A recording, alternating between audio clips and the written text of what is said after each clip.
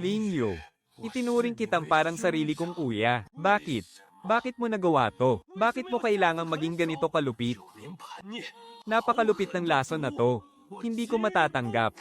Hindi ko matatanggap to. Kuya, anong nangyayari sa'yo? Kuya, huwag mo naman akong takutin. Kuya, pakiusap, huwag mo akong iwan. Natatakot si Zuwei. Zuwei, huwag kang matakot. Nandito si kuya. Nasaan ako? Hindi ba ako nananaginip? Kung panaginip nga ito, bakit pakiramdam ko napakatotoo nito? Palagi na lang nilang inaapi ang pangatlong batang Panginoon. Ngayon naman, pinilit pa nilang lumuhad ang pangatlong Panginoon. At pinatumba pa nila ang pangatlong batang Panginoon hanggang sa mawalan ng malay. Xiao Tao, sa tingin mo ba dapat natin itong isumbong kay pang-apat na binibini? Pipiliin mula sa kanila ang mga may pinakamahusay na talento para pumasok at magsanay sa sektang celestial sa darating na mga araw. Ang talento ng pangalawang batang Panginoon.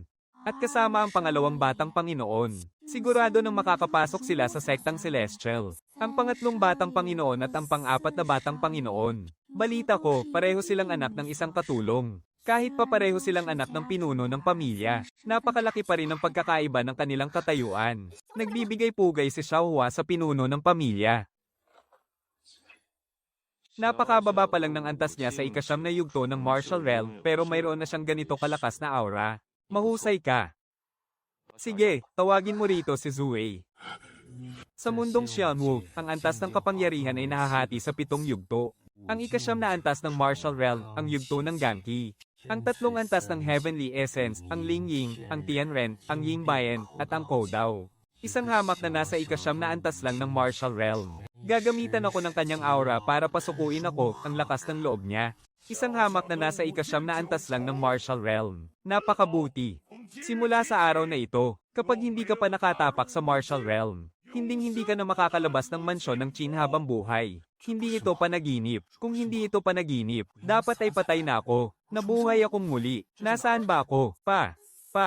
Pangatlong batang Panginoon. Ito ang tahanan ng mga Qin. Ay ito po ang silid ninyo, senyorito. Ano ba talaga ang nangyayari sa pamilya Qin? Dito po ang kaharian ng Wu. Mayroon bang silid aklata ng pamilya Qin? Dalhin mo ako roon.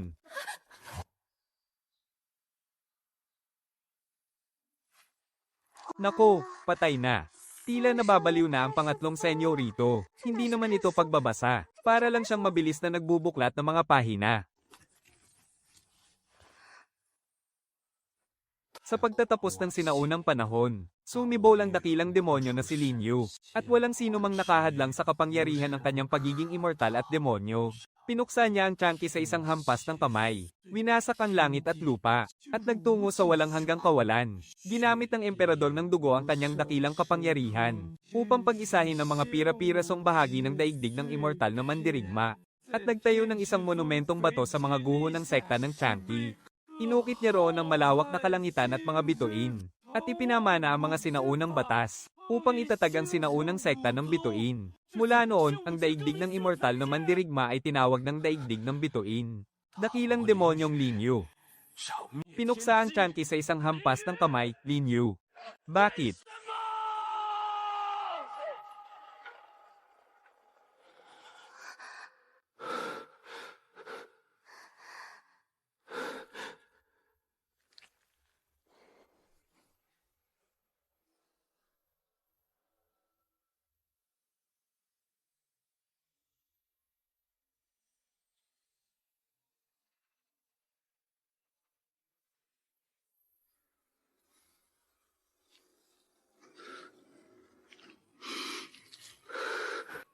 Muli ba akong nabuhay? Ngunit wala na ang lahat. Nawasak ang sekta ng Changqi, pati si Lolo Sham, at ang aking pangwalong kapatid sa sekta ay malupit ding pinatay ni Lin Yu. Ang emperador ng dugo, gamit ang dakilang kapangyarihan ay pinag-isa ang daigdig ng immortal na mandirigma, at nagtayo ng monumentong bato sa guho ng sekta ng Changqi. Inukit ang malawak na mga bituin at ipinamana ang mga sinaunang batas, upang itatag ang sinaunang sekta ng bituin. Mula noon, ang daigdig ng immortal na mandirigma ay tinawag ng daigdig ng bituin. Si Zoe nga, ang mahiyaing batang yon. Gaano kayang hirap at kabiguan ang pinagdaanan ng mahiyaing si Zoe, bago siya unti-unting naging emperador ng dugo. Kung nabaliw na nga ang pangatlong senyorito, ano na ang mangyayari sa amin ni Xiaohua sa hinaharap?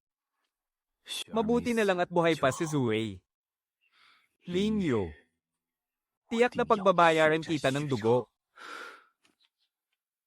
Sinabi na sa iyo ni Kuya na lumayo ka kay Qin Feng kapag nakita mo siya. Pero hindi ka talaga nakikinig. Sinabi ko naman sa iyong huwag mong silipin ang ika-13 prinsesa. Pero hindi ka pa rin nakinig. Sinabihan din kitang mag-ensayo ng mabuti para lumakas, pero binaliwala mo lang. Patuloy ka pa rin nagkakaganyan.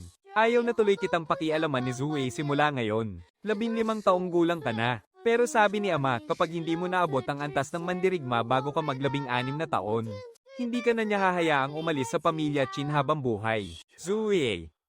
Kung ayaw mo talagang mag-ensayo, ayos lang. Pero bakit kailangan mo pang tumakbo palabas para lang silipin ang ika-13 prinsesa?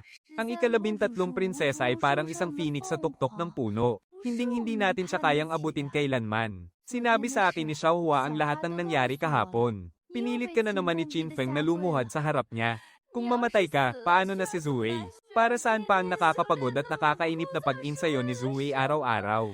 Hindi ba't ginagawa ko lang naman yun para maprotektahan ka? Kuya, mag-insayo na si Zoe, babalikan kita pagkalipas ng ilang araw.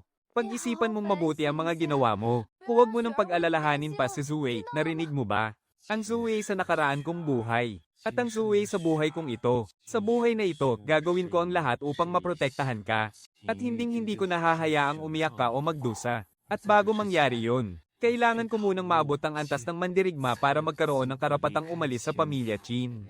Napakahina talaga ng katawang ito. Hindi lang dahil ordinaryo ang aking talento at pangangatawan, kundi pati ang mga ugat ng enerhiya sa loob ko ay barado pa ng dumi. Ang banal na sining ng langit at ang 6 na pagbabago ng demonyo. Isa itong napakasinaunang sining ng pag-insayo para sa aking espiritual na lakas. Kahit hindi ito kumpleto, hindi pa rin matatanggihan ang taglay nitong pambihirang lakas. Kapag naabot ko ang pinakatuktok nito, maaari kong maabot ang rurok ng langit at pumasok sa mundo ng mga immortal. Gagamitin ko ang 6 na pagbabago ng demonyo. Ang unang pagbabago ay nangangailangan ng lakas ng dugo at enerhiya. Ngunit sa ika-6 na antas pa ng mandirigma magagawa ang bagay na iyon. Kaya kailangan ko muna itong palipasin. Ang 9 na antas ng mandirigma ay nakatutok sa pagpapalakas ng katawan. Sabi nga nila, sa simula ng pag-insayo, dapat munang patatagin ang pisikal na katawan. Dahil kapag malakas na ang iyong katawan, doon mo palang mapapalabas ang matigas na enerhiya upang makatapak sa antas ng matigas na kalasag. At para sa unang antas ng mandirigma, ang pagbubukas ng mga ugat ng enerhiya sa buong katawan ng aking sisimulan. Kailangan kong aminin, napakalakas at napakalupit ng banal na batas ng langit. Ang espiritual na enerhiya ng langit at lupa na sinisip-sip nito ay di hamak na mas mabagsik kumpara sa ibang sining. Sa napakaraming sinaunang aklat na nabasa ko, wala pa akong narinig na kahit sinong lumagpas sa unang antas ng kanilang dantian. Nakakikitaan ng lumulutang na simbolo ng walang hanggan. Kagigising ko lang sa bagong buhay na ito, hindi ako dapat mag-ilusyon ng ganito. Paano kaya nakuha ng katawang ito ang ganitong pambihirang katangian? Imposible. Ang dating may-ari ng katawang ito ay 15 taong gulang pa lamang, at hindi pa man lang nakatutuntong sa pinto ng tunay na lakas. Sandali. Kung ganoon nga, maaari kayang ang butong ito ay ang tinatawag na buto ng Panie. May 100 milyong uri ng kapangyarihan sa buong mundo, at ang namumuno sa kanila ay tinatawag na Panginoon ng Panie. Ang pinakamataas na lakas sa pagitan ng langit at lupa. Ngunit may isa pang uri ng Panie. Ayon sa sabi-sabi, ang Panie ng Karimlan ay nabubuo lamang mula sa natatanging urong ito. Sinasabi rin na, kapag ang urong ito ay nakasipsip ng 6 na pinakamalakas na enerhiya ng langit at lupa, maaari itong magbago at maging isang banal na lunas sa buong daigdig. Ang lunas na ito ay tinatawag na walang kamatayan. Ibig sabihin, sa tamang panahon, kahit na may nakatanim na nakalalasong halaman sa loob ng katawan ko, sa katunayan, may pag-asa pa rin itong maging maalamat na banal na lunas ng walang kamatayan. Ling Yu, noong nilalason mo ako, naisip mo ba, na binigyan mo lang ako ng isang napakalaking pagkakataon? Ang buto ng Panie ay sumisip-sip ng pinakamatinding lason sa buong mundo. Bago ito maging lason ng Panie ng Karimlan, maaari itong maging isang nakamamatay na lason, o kaya naman ay ang banal na lunas ng walang kamatayan, mula noong sinaunang panahon hanggang ngayon. Marahil ako lang ang tanging taong may ganitong lason sa loob ng katawan. Ang pinakamahalaga ngayon ay ang marating ko ang ika-9 na antas ng walang hanggan. Ang pagbubukas ng aking dantian gamit ang banal na batas ng langit ay makatutulong para mapabilis ito. Pero hindi nito mababago ang lakas at tibay ng aking mga buto. Kailangan ko ng maraming halamang gamot para palakasin ang aking katawan at patatagin ang aking pundasyon.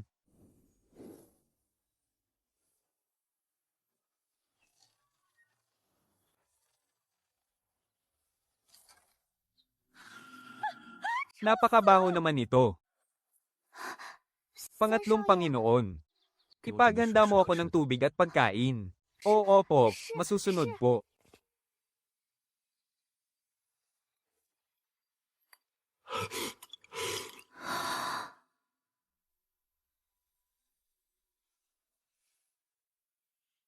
Magkanong pera ang natitira sa akin?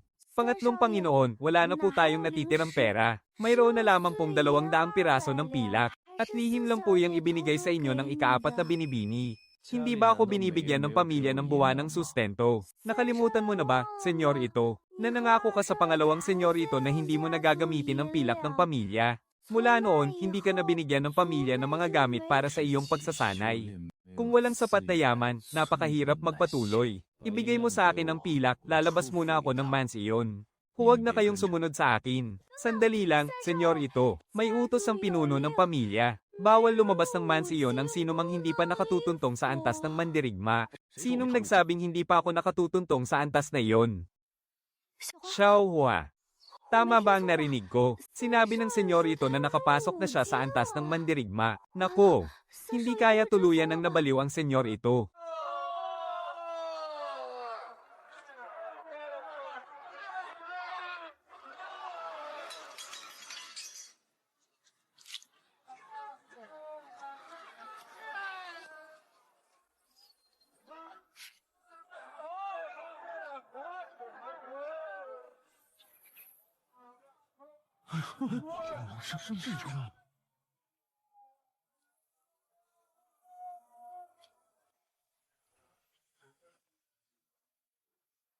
Kagalang-galang na Ginoo, ano po ang maitutulong ko sa inyo?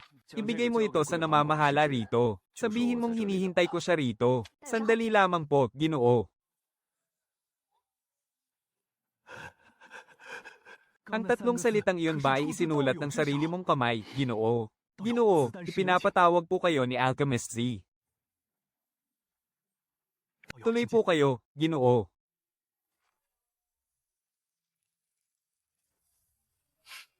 Ganito ba talaga kayo makitungo sa inyong bisita? Kay gandang dilag naman ito. Kahit sa hanay ng mga natatanging henyo sa buong lupain, mangingibabaw ang kagandahan niya. Ang pinakamagandang hiyas ng Tensway. Ang gilas at kakayahang ito ay karapat-dapat para sa espesyal na pagsasanay. Ginoo, sinasabi mo bang mayroon kang pile ng Gangyuan? Kung ganoon, ikaw nga si Xiaoping. Ako si Zizuaner.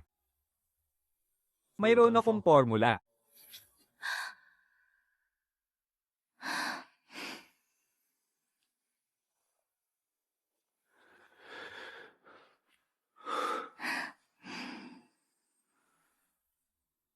Sinasabi mong hawak mo ang formula ng pile ng Gangyuan. Kung ganoon, maaari mo bang ipahiram sa akin ang formula upang masuri ko ito, Ginoo? Nagbibiro ka ba, binibini? Sige na. Diretso na tayo sa punto.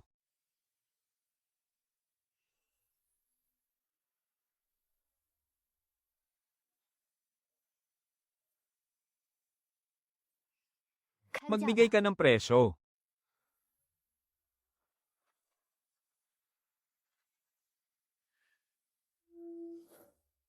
Magkano ba ang halaga ng formulang ito? Tiyak na mas alam mo ang halaga nito kaysa sa akin, Ginoo. Magbigay ka ng presyo. Kung makatwiran ng halaga, sarado na ang usapan.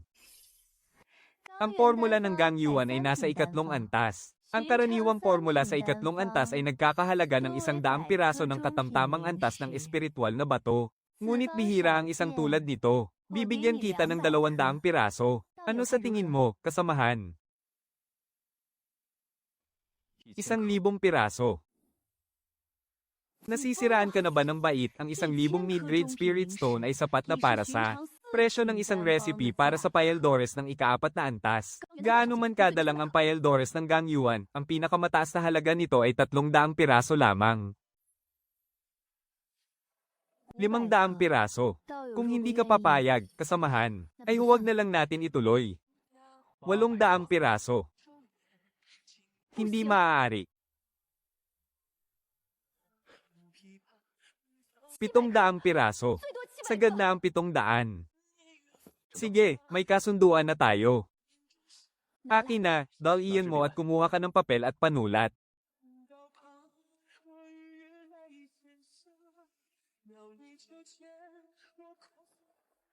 Kasamahan, paano ko masisiguro kung totoo o peke ang recipe na ito? Subukan mo na lang para malaman mo. Kasamahan, hindi ka ba natatakot na patayin kita at agawin ang gamit mo? Alam kong hindi mo yan gagawin. Matalino kang tao. Siguradong naisip mo na kung mayroon pa akong ibang mga recipe. Gaya halimbawa ng mga recipe para sa ika-4 na antas.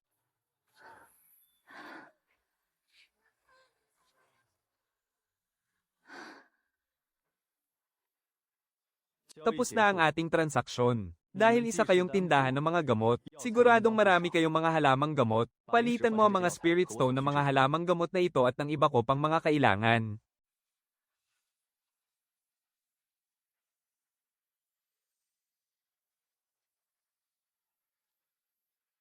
Kung hindi mo mamasamain, kasamahan, ano nga pala ang iyong pangalan?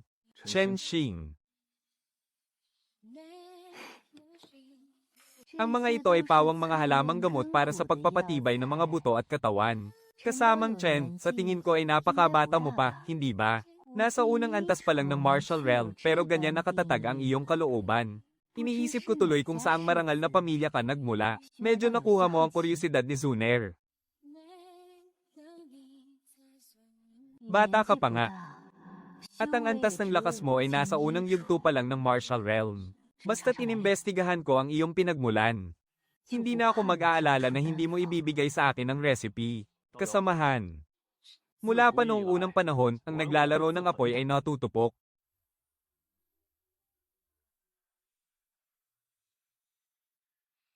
Nag-uusisa lang naman si Zuener. Mukhang mahirap isakatuparan ng balak kong iyon. Basta't makontrol ko ang pamilyang nasa likod ng taong ito. Dahil kung hindi, siguradong wala akong makukuha sa kanya. Hindi ito ang gusto kong mangyari. Sana nga ay nag-uusisa ka lang. Kahit na pansamantala lang ako rito, hindi ko papayag ang may sino mang magtangka sa pamilya Chin. Maaaring wala akong pakialam sa iba. Ngunit ang kapatid kong si Chin Zhu, hindi ko hahayaang mapahamak siya kahit kaunti. Sige, ang mga halamang gamot at mga gamit na ito. Kaya ko silang ihanda lahat para sa'yo. Kinalkula ko ang kabuoang halaga. Tinatayang 300 gramo ng katamtamang uri na kristal ng espiritu. May natitira pa na 400. Hindi ko alam kung nais ba ni kasamang Chen ang mga kristal ng espiritu. O kung nais mo itong ipalit sa iba pang halamang gamot. Isang singsing ng espasyo. At ang natitira ay ipalit mo lahat sa mga kristal ng espiritu. Kalahati ay mga mababang uri na kristal, at ang kalahati naman ay katamtamang uri. Napakarami ng mga halamang gamot na binili ko. Kung didiretso ko itong dadalhin sa pamilya Chin, tiyak na makakakuha lang ito ng atensyon ng iba. Kasamang Chen, paano kaya kita muling makukontak sa mga susunod na araw? Babalik pa ako rito ng ilang beses. Sige na, ihanda mo na ang mga iyan para sa akin. Huwag kang magmadali, kasamang Chen. Bagamat hindi ganoon kamahal ang mga halamang gamot na ito, napakalaki naman ang dami na kailangan mo. Kakailanganin muna ng kalahating araw bago natin ito makumpleto. Kung may oras ka, kasamang Chen, maaari kitang samahan na mag-ikot dito sa aming tindahan ng elixir. Para tingnan kung may iba pa bang bagay na makakaakit sa iyong pansin. Napakalalim mag-isip ng babaeng ito at napakabilis magbago ng isip. Hanggat maaari ay kailangan ko siyang kaibiganin. Dahil sa sitwasyon ko ngayon, ang kalabanin siya ay magdadala lamang sa akin ng malaking sakit ng ulo.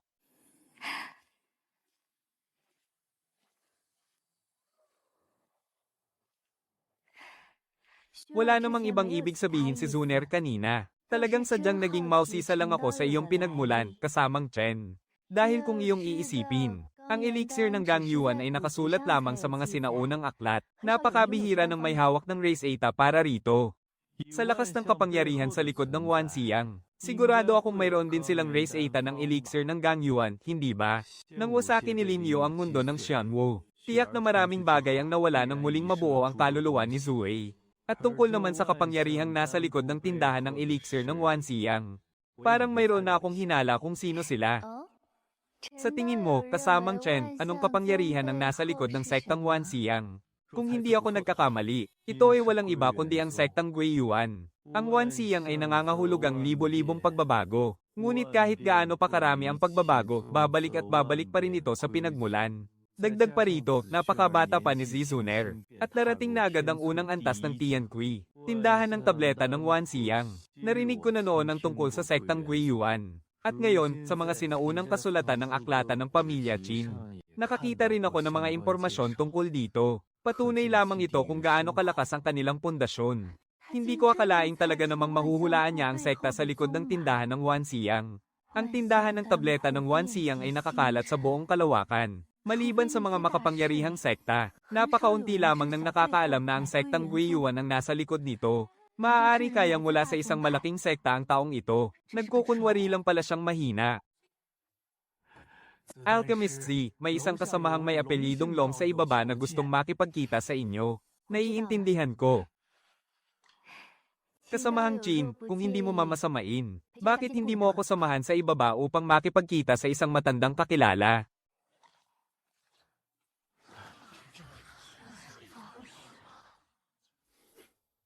Qin Feng.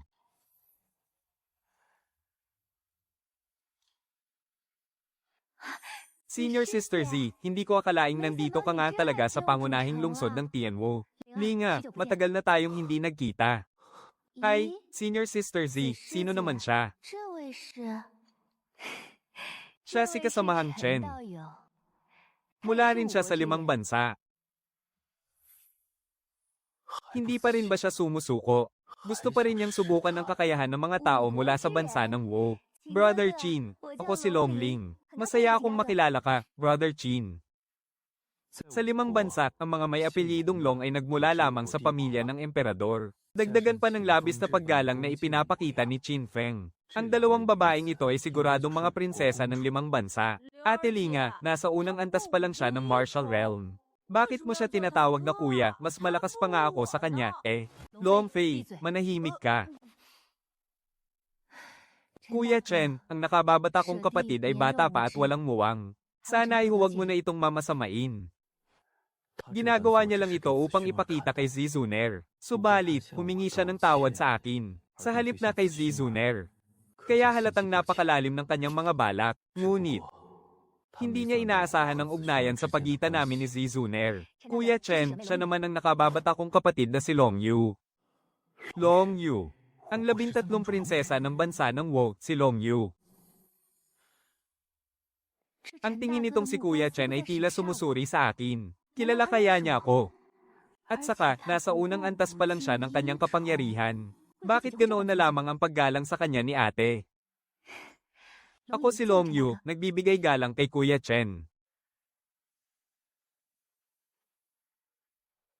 Ako si Wang Yu, nagbibigay galang kay Kuya Chen. Ako si Liu Yu, nagbibigay galang kay Kuya Chen. Nagbibigay galang po, Kuya Chen.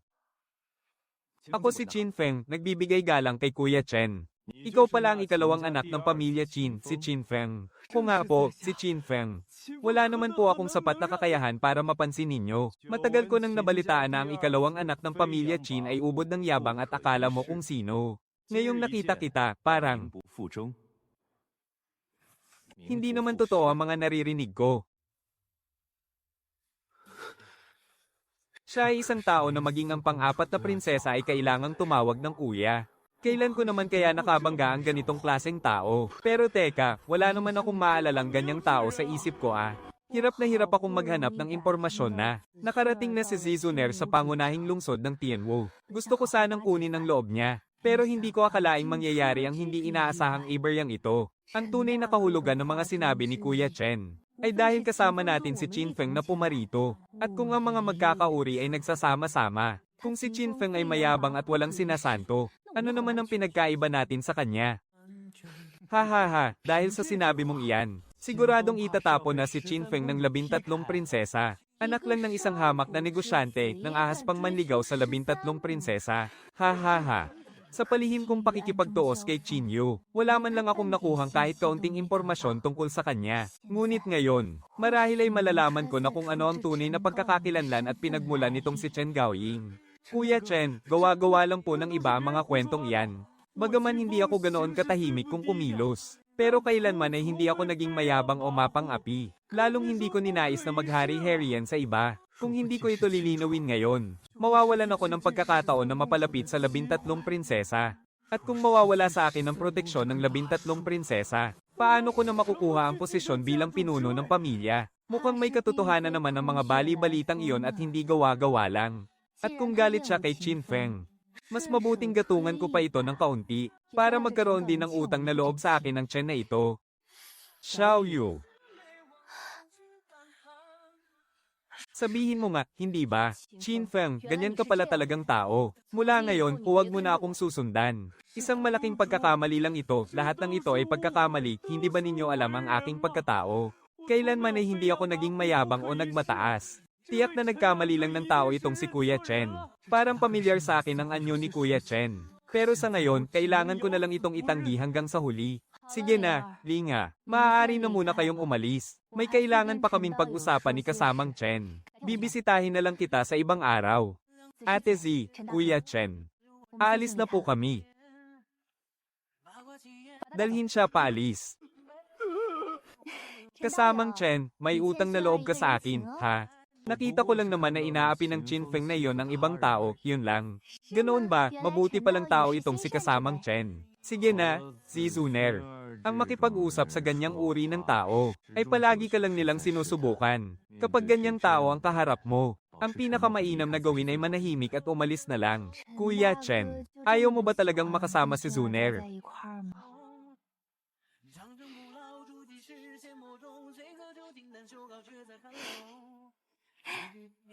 Ang nangyari kay Qin Feng ay nagsilbing babala sa akin. Noon man o ngayon. Napakahalaga pa rin ang kapangyarihan at lakas. Ang mga sinabi ko ay nagsilbing mitya lamang. Ang tunay na nagpasya sa kapalaran ni Qin Feng ay ang naging ugali at pasya ni Zizuner. Isang pasya lang, ngunit nagpabago sa buong buhay ng iba. Ikatlong batang Panginoon, ipinapatawag po kayo ng pinuno ng pamilya.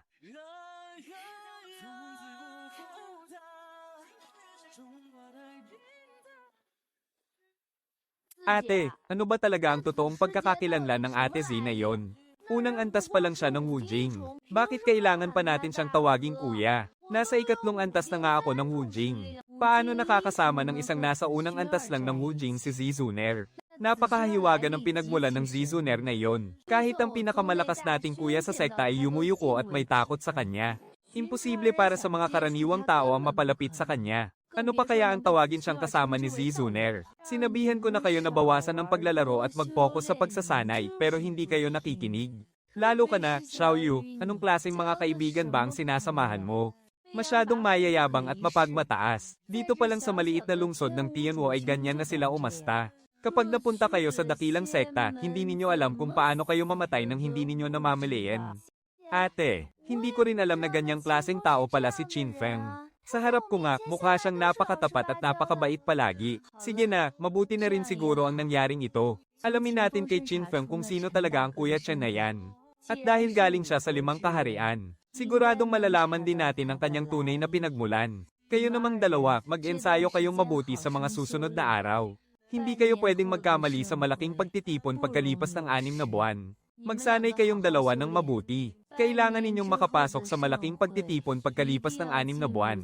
Kung makakaya ninyong lampasan ang unang 2 pagsubok, at mapansin kayo ng mga banal na sekta, doon ninyo mapagtatanto na may mga mas malalakas pa sa inyo, at may mas malalawak pang langit sa labas ng mundong ito. Ang kaharian ng Wu ay isa lamang maliit na sulok sa Qinglian Heaven. Ate Yu, ano pong ibig sabihin ng maliit na sulok? Ang Qinglian Heaven. Maliit na sulok. Ang Qinglian Heaven. Darating ang araw na aakyat ako, si Long Yu, sa rurok ng Qinglian Heaven. Hindi ko hahayaang habang buhay na lamang akong maging isang prinsesa ng kaharian ng Wu na walang totoong kapangyarihan. Marahil sa paningin ng mga ordinaryong mamamayan. Ang isang prinsesa ay parang tinitingalang phoenix sa itaas ng puno.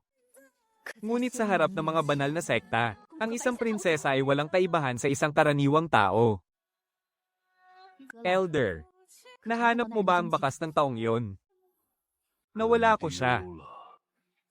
Sa lawak ng inyong kapangyarihan, paano ninyo siya nawala? Napakaalisto ng taong yon. At tila naramdaman niya ang aking espiritual na pandama. Hindi ko alam kung anong paraan ang ginamit niya, pero nagawa niyang takasan ang aking espiritual na pandama. Aking binibini, patawarin ninyo ako, ngunit mayroon sana akong gustong sabihin. Habang hindi pa natin natutukoy ang kanyang pinagmulan, huwag muna naging sagaran ang kanyang pasensya. Kung hindi nagkakamali ang matandang ito, alinman sa nakakuha siya ng isang napakalaking swerte, o kaya naman ay sinaniban at inagawa ng katawan ng ibang kaluluwa. Maaari nating ihanda muli ang mga halamang gamot na hiningi niya, para makita natin kung paano niya sinasanay ang kanyang katawan at buto. Sa ganitong paraan, baka mahulaan natin ang kanyang tunay na pagkatao. Pwede rin nating simulan ng pag-iimbestiga sa pamilya Chin, aking binibini. Tingnan natin kung makakahanap tayo ng mga bakas. Ikatlong master, naghihintay po sa loob ang pinuno ng pamilya.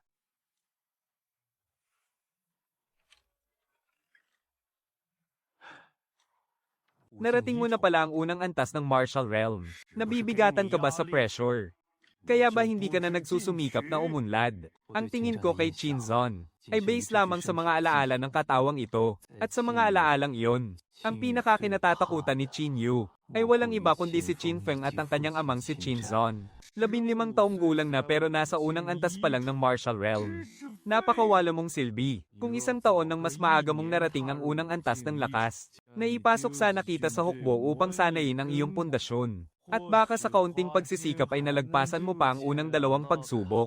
Pero kapag narating mo na ang ikalimang antas, dadalhin kita sa isang lugar. Doon matatagpuan ang sekta ng iyong ina. Ngunit mayroon ka lamang 3 taon para magawa yon. Kung sa loob ng 3 taon ay hindi mo marating ang ikalimang antas ng martial realm, mananatili ka na lang dito habang buhay. Dito sa kaharian ng Wu, 15 taong gulang na pero nasa unang antas pa lang ng martial realm. Hindi pa huli ang lahat para magsumikap ka ngayon. Dahil kung hindi ka magsisikap, wala kang mararating sa buong buhay mo. At baka balang araw, hindi mo man lang malaman kung paano ka namatay. Ang sekta ng aking ina, mukhang hindi nga lang siya isang simpleng tagapagsilbi tulad ng sinasabi ng iba. Talaga bang lumaki na siya? Sa mga lumipas na taon, hindi mo ba naisip ang tungkol sa iyong ina?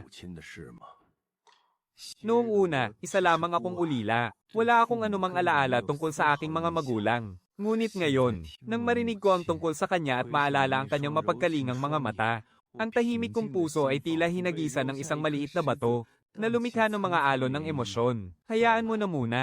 Kapag lumakas ka na at tumaas ang antas mo, kusa mo ring malalaman ng lahat. Sige na, umalis ka na. Sandali lang.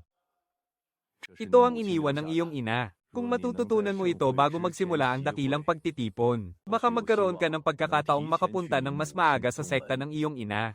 Ang paggamit ng chi para kontrolin ang lakas, magagawa lamang ito ng mga nasa antas ng gang chi pataas. Sa kasalukuyang antas ni Chin Yu sa martial realm, hinding-hindi ito magagawa ng isang may ikasyam na antas ng cultivation. Maliban na lang kung itinago niya ang kanyang tunay na lakas. At kahit ako ay hindi man lang ito napansin. Ito ang Wan Chong. Ito ang Wan Chong na ako mismo ang lumikha. Sigurado ako. Talagang ito nga, kung ang pagkakapareho ng panimula ng iba ay masasabing isang pagkakataon lamang. Pero ang Wan Chong na ito ay hinding-hindi isang pagkakataon lamang. Dahil ang kapangyarihang gigiba sa langit at bibiyak sa lupa na iyon, ay nagawa dahil lamang sa isang biglang pumasok na ideya sa isip ko noon. Wang Qing. Wang Qing ang pangalan niya. Siya ang dating nangangalaga sa aking buhay. Isa sa 2 batang tagapagsilbi na nag-asikaso sa aking mga pangangailangan noon. Noong bago pa lang akong nalasa noon, nilikha ko ang aking ikalawang lihim na sining, na walang iba kundi ang Wan Chong Battle Art at ibinigay ko ito kay Wang Qing. Si Wang Qing nga ba? Ang Wan Chong Battle Sect mula nang maguno ang mundo, at muling pinagsama ng Blood Emperor ang langit at lupa, ay naging isa sa pinakamalakas na sekta sa Star Realm. Ngunit dahil sa pagkawala ng isang bahagi ng kanilang pangunahing sining, unti-unti silang humina. Hanggang sa manatili na lamang sila sa mahiwagang painting ng Qing Lian Heavenly Realm. Sa painting na yon, may isang taong nakatingin sa malawak na kalawakan. May mga sabi-sabi na siya raw ang nagtatag ng sekta, na walang iba kundi si Wang Qing mismo, at sabi ng iba, sarili niya itong larawan. Ngunit may nagsasabi ring ang taong ito ang naging gabay ng nagtatag. Ang Wan Chong Battle Art. Ang kaaway ko noon, naging isang makapangyarihang demonyo na. Ang kapatid ko noon, naging Blood Emperor na. At ang dati kong tagapagsilbi, naging dakilang tagapagtatag na pala ng sekta. At ang lahat ng ito ay nabaon na sa malayong nakalipas.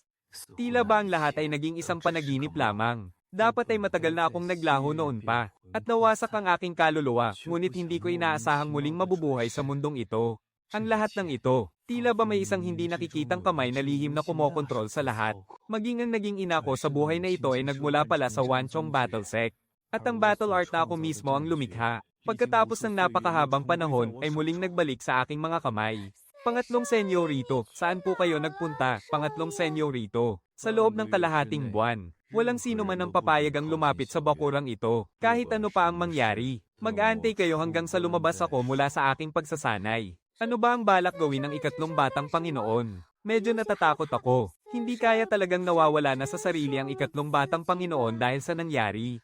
Balita ko, nakakatakot ang mga taong nagkakaganyan. Bagaman simple lang ang dalawang pormasyong ito, maliban na lang sa mga nakatungtong na sa unang antas ng kapangyarihan. Kung hindi, hindi ito mababasag ng mga gumagamit lang ng pisikal na lakas. Noong nasa aklatan pa ako ng sektang Chanqi, napakalawak at napakarami ng mga binasa kong aklat. Halos lahat ng naroon ay naisolo ko na.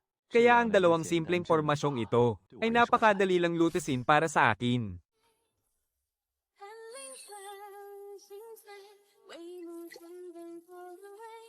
Ako at ikaw.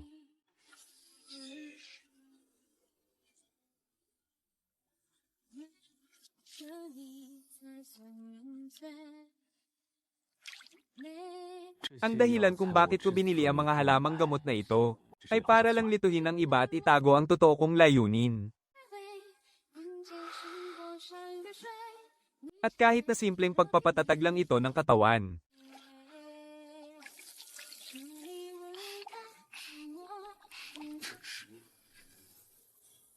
Tatluhang ritual ng pagpapatigas ng buto. Ito ang pangalan ng paraan na gagamitin ko ngayon para patatagin ang aking katawan. Ang tatluhang ritual ng pagpapatigas ng buto na ito ay nakita ko noon sa isang sinaunang aklat, bagaman hindi ganoon kamahal ang mga halamang gamot na kailangan. Ngunit ang lumikha ng ritual na ito ay may napakalalim na kaalaman sa paggawa ng mga lunas at gamot. Nagawa niyang pigayin at ilabas ang sagad na lakas ng halos 100 uri ng halamang gamot para mapalabas ang 3 ulit na lakas ng mga ito upang linisin at patatagin ang aking mga buto at kalamnan. Dahil sa napakabangis ng epekto nito, kung hindi ka matatag o may pambihirang determinasyon sa sandaling subukan mo ito, maaari mo itong ikamatay, o di kaya'y tuluyang magkadurog-durog ang iyong mga buto. Ang dahilan kung bakit ako gumagamit ng ganito kabangis na paraan ng pagpapatigas ng katawan, ay dahil wala na akong ibang mapagpipilian. Napakahina ng pundasyon ng katawang ito, at napakaraming dumi sa loob nito. Kung hindi ko ito lilinisin ng mabuti ngayon, tiyak na makakahadlang ito sa aking pagsasanay sa hinaharap. Dumating ng napakatinding sakit na parang rumaragas ang agos. At bagaman napakahapdi ng sakit na ito, hindi nito magawang patayin ang pakiramdam ko. Tila sinadya ito ng lumikha ng ritual na ito, na gawin ng ganito, upang subukin ang determinasyon ng sino mang magpapatatag ng kanyang katawan. Kailangan kong magtiis, kailangan kong kayanin to. Kung kahit ang maliit na ritual na ito ay hindi ko makayanan, paano ko pa mapapatay ang dakilang demonyong si Lin Yu? Ha? Ha?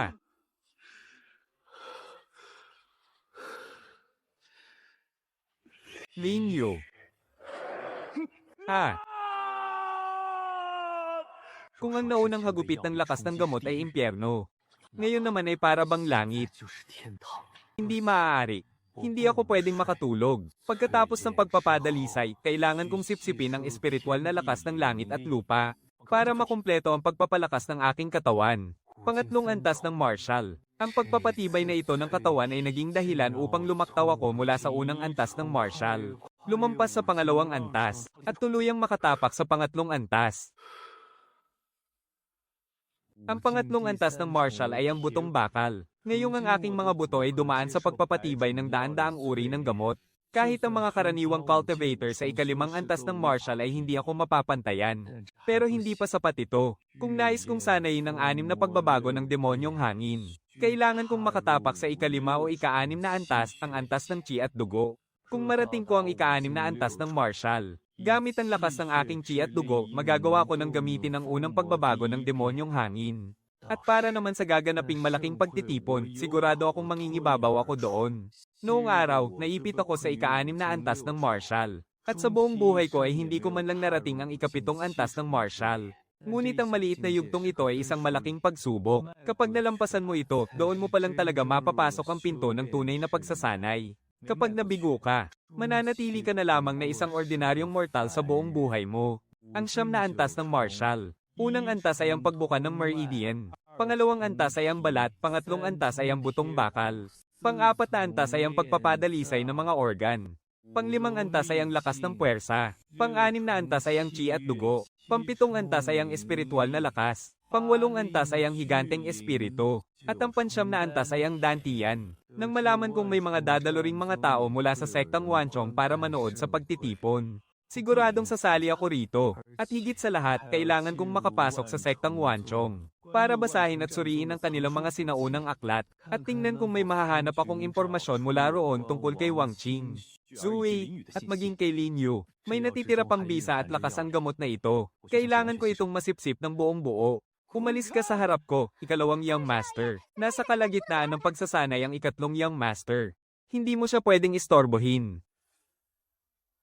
Ikaw nga talaga. Chen, papatayin kita at pagpipira-pirasuhin ko ang iyong katawan.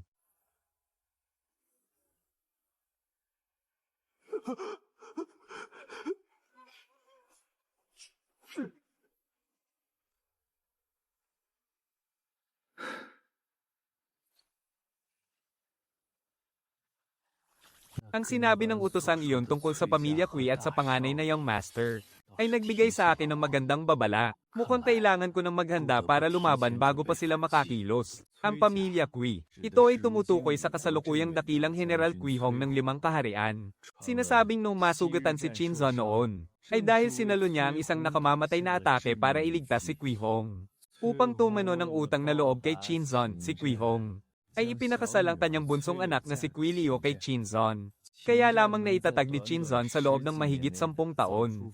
Ang pamilya Qin na may kayamanang kayang tapatan ng isang buong bansa ay dahil sa napakalaking tulong ni Kui Hong. At ang panganay na si Young Master Qin Yong ay ang panganay na anak ni Kui Liu, na siyang mismong nakatatandang kapatid ni Qin Feng. Balita ko nga ay isa na siyang pinuno ng 1,000 kawal sa 5 kaharian. Ngayong nasaktan si Qin Feng, tiyak na hindi ito palalagpasin ng pamilya Kui. Pero kailanman ay hindi ako naghanap ng gulo. Pero hindi ko ito uurungan kapag nandyan na. Ang paulit-ulit na panggugulo sa akin ni Qin Feng ang talagang sumagad sa aking pasensya.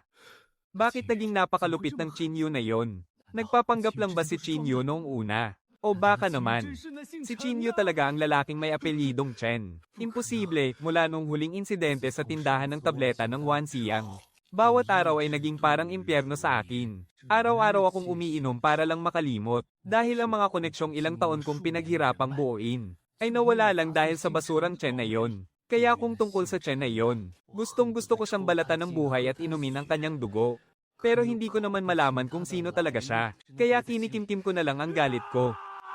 Ngayong araw, habang nagpapakalasing ako, at habang unti-unting lumalabo ang isip ko, bigla kong naramdaman na napaka-pamilyar sa akin ng Chen na yon. At habang pabalik-balik kong iniisip, ang tindig at likod ng Chen na yon ay kamukhang kamukha ng walang silbing si Qin Yu. Kahit ano pa ang mangyari, Qin Yu, sisiguraduhin kong mamamatay ka ng walang libingan. Kuya Feng. Lei Yao, kailangan kong makakuha ng katarungan. Sino ang may gawa nito? Senyorito, ang basurang si Qin Yu ang may gawa nito, si Qin Yu. Ang anak ng katulong na si Qin Yu. Halika na, ipagtatanggol ka ni Kuya. Nakita ko ang hayop na yan na umalis sa mansyon ng mga Qin kanina. Karamihan sa mga ito ay mabababang antas ng espiritual na kagamitan lamang. Hindi man lang papasa sa paningin ko ang mga ito. Maaari kong hilingin kay Zizuner na tulungan akong gumawa ng Chenyuan Elixir na kayang patasin ng 3 beses ang aking lakas sa loob ng maikling panahon. Kahit papaano, sapat na ito. Kaya ko lang makipaglaban sa isang cultivator sa antas ng Wooding. Kahit na gumamit ako ng nakamamatay na forma sayon, wala pa ring 50% ang tsansa kong manalo. Ang taong nakasalubong ko nang lumabas ako kanina ay malamang na si Qin Yong, ang mismong kapatid ni Qin Feng. Malamang ay hinahanap na nila ako ngayon. Ang antas ng lakas ni Qin Yong ay nasa ikawalong antas ng Martial Realm. Mahirap siyang talunin sa loob ng maikling panahon. Sandali. Ito ba ang selyo ng sekta ng 10,000 espada? Ito ang talisman ng espada na natatangi sa sekta. Isang talisman ng espada, ito ay ginawa ng isang makapangyarihang eksperto mula sa sekta ng 10,000 espada. Isang tunay na talisman ng espada. Naglalaman ito ng 3 malalakas na atake mula sa gumawa nito. Kung hawak ko ang talisman ng espadang ito, kahit nahanapin pa ako ni Qin Yong, ay wala akong dapat ikatakot. Magkano ang kahoy na espadang ito? Ha? Ito ay 10 mababang uri ng espiritual na bato. Ito ay 10 mababang uri ng espiritual na bato.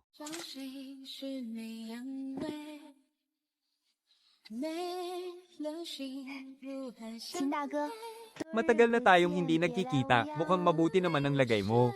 Ito ay munting regalo lamang mula kay Xiao Yu.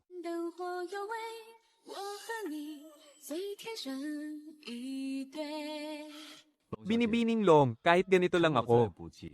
Kaya ko pa ring bilhin ang bagay na ito. Kung ganoon, isipin mo na lang na regalo ko ito sa iyo, Kuya Chen. Ano sa tingin mo? Binibining Long, kung wala ka ng ibang sasabihin, ay mauuna na ako.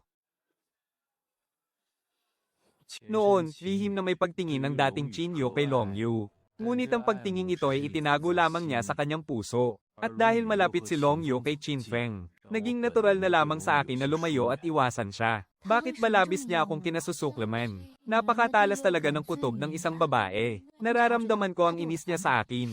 Pero hindi ko naman siya kilala dati. Mula nang maghiwalay kami noong huli, palihim ko na rin siyang pinapaimbestigahan. Kaya nang mapansin ng especially iya ko na pag-alagala siya, doon ko na napagpasyahang sumunod dito. Karaniwan lang ang talento ko, kaya wala akong pag-asang makapasok sa sekta ng mga immortal. Pero hindi ako basta-basta susuko. Nakikipagkaibigan ako sa iba't ibang tao, para lang magkaroon ng pagkakataong makapasok sa sekta, kahit alam kong napakaliit ng pag-asa. Pero ngayong nakilala ko na si Kuya Qin na may mahiwagang pinagmulan, paano ko naman palalampasin ang pagkakataong ito? Kuya Chen, ganoon ba talaga ang galit mo kay Xiao Yu? O dahil ba ito kay Qin Feng? Kung hindi mo sasabihin, Kuya Chen, hindi malalaman ni Xiao Yu ang totoong ugali ng Qin Feng na iyon. Dati, sunod-sonyeran lang siya sa akin at takot lumaban. Hindi ko akalaing kapag nakatalikod na ako, ay napakayabang at mapang-api pala niya. Balita ko nga, pati sarili niyang mga kapatid ay inaapi niya. Maganda at maamo ang mukha ng batang babae. Seryoso ang kanyang ekspresyon. Siya nga ang kapatid kong si Chinzu. Paeldores ito ng Quilian. Kapag ininom mo ito, makakapasok ang isang ordinaryong tao sa mundo ng martial arts. 100 mababang uri ng Spirit Stones ay napakamura na rito. Talaga bang kaya ng Paeldores na ito na papasukin ng isang ordinaryong tao sa mundo ng martial arts? Naku, oo naman, nakuha ko lang ito nang hindi sinasadya. Ang Paeldores na ito sa tindahan ng Paeldores ng Wanxiang ay ibinebenta sa halagang 200 mababang uri ng Spirit Stones. Kung hindi ko lang talaga kailangan ng mga Spirit Stones ngayon, hindi ko ito ibebenta. Minsan lang darating ang ganitong pagkakataon. Kaya huwag kang magsisisi kapag hindi mo ito binili ngayon.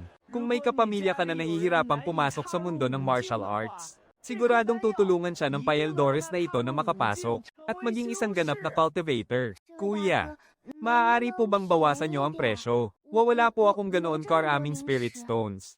Magkano ba ang mayroon ka riyan? Mayroon lang po akong 10 mababang uri ng Spirit Stones. Hindi naman talaga ito totoong Paeldores ng pagpapalakas. Gawa lang ito sa mga ordinaryong halaman. Baka hindi pa nga ito nagkakahalaga ng 10 pirasong pilak. Kaibigan, ang Paeldores na ito, sa tindahan ng gamot ng Wanxiang, nagkakahalaga yan ng 200 piraso ng mababang klase ng espiritual na bato. Kaya ang 100 espiritual na bato ay napakamura na talaga. Sige na nga, dahil mabait ako. Kung sasagutin mo ang isang tanong ko, ibibigay ko sa iyo ang Paeldores na ito sa halagang 10 espiritual na bato na lang. Ano? Anong tanong? Basta't samahan mo ako ngayong gabi. Ang Paeldores na ito ay...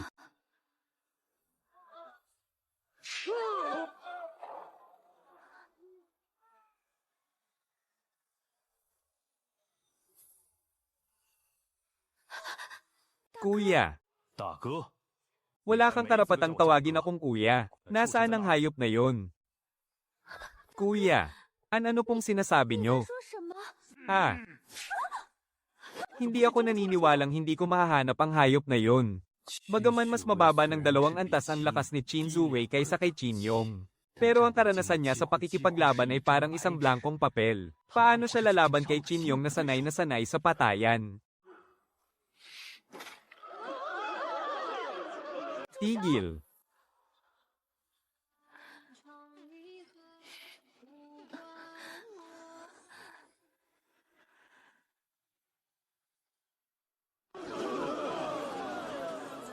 Ito ba ang bantog na kapitan ng kaharian ng WoW? Ang mang-api ng isang babae at sarili mo pang kapatid. Bilang kapwa babae, hindi ko hahayaang api-apihin mo siya ng ganyan. Pang-13 prinsesa. Ito ay usaping pampamilya ng mga Qin. Pakiusap, huwag na kayong manghimasok. Sa mismong teritoryo ng emperador na bubulas ang malalakas ng mahihina. May batas pa ba ang pamilya Qinyo? Gusto mo bang isumbong ko ang pamilya Qinyo sa aking amang emperador? Dahil sa pagsuway sa batas ng kaharian. Mukhang naging masyadong madali ang buhay ng pamilya nyo nitong mga nakaraang taon. Kaya iniisip nyo na sa inyo na ang buong mundo.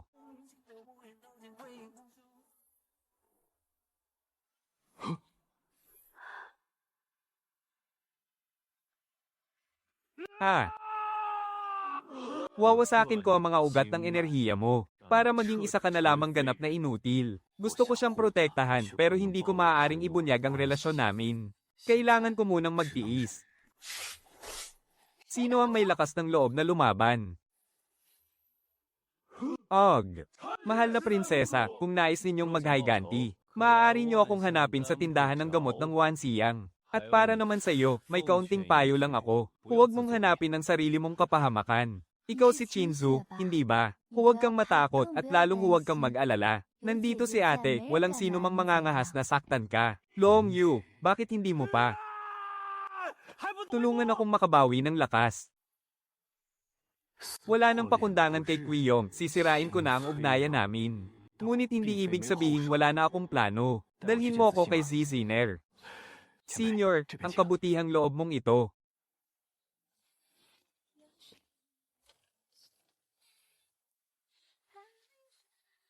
Dumating ka na pala. Naparito ang kasamahang Daoist na ito para hilingin ang iyong tulong sa isang bagay. Oh, anong bagay naman yan? 3 antas ng Wujin.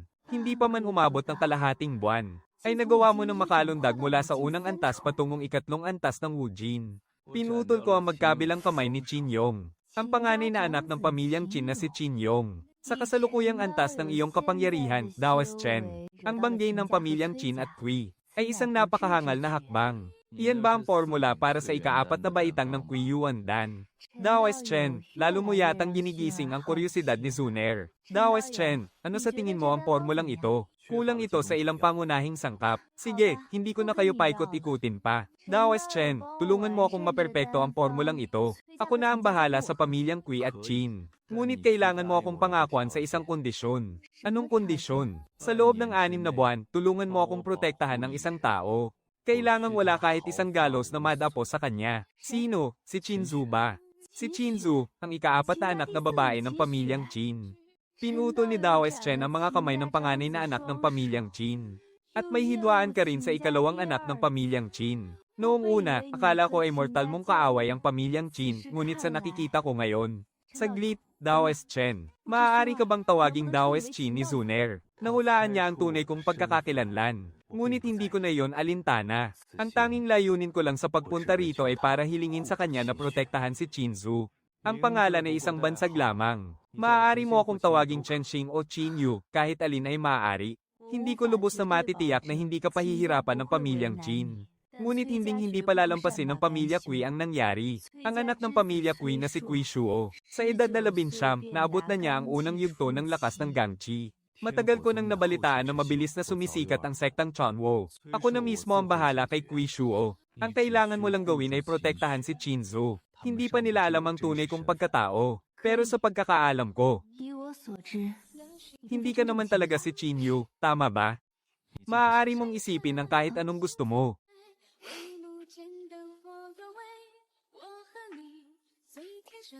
Nagbago na ang isip ko. May utang na loob ka sa akin. Kailangan mo akong tulungan sa isang bagay. Masyadong tuso ang babaeng ito. Isang maling hakbang lang, mapapasunod ka na niya. Mayroon akong kumpletong gamot para sa una hanggang ikasyam na antas ng Martial Realm.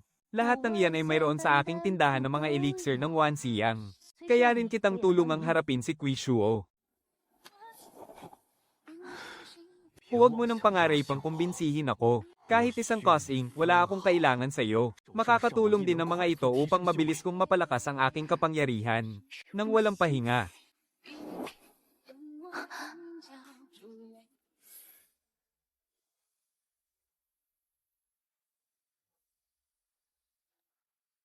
Isulat mo ang mga kailangan mong halamang gamot, saka na natin pag-usapan ang tulong.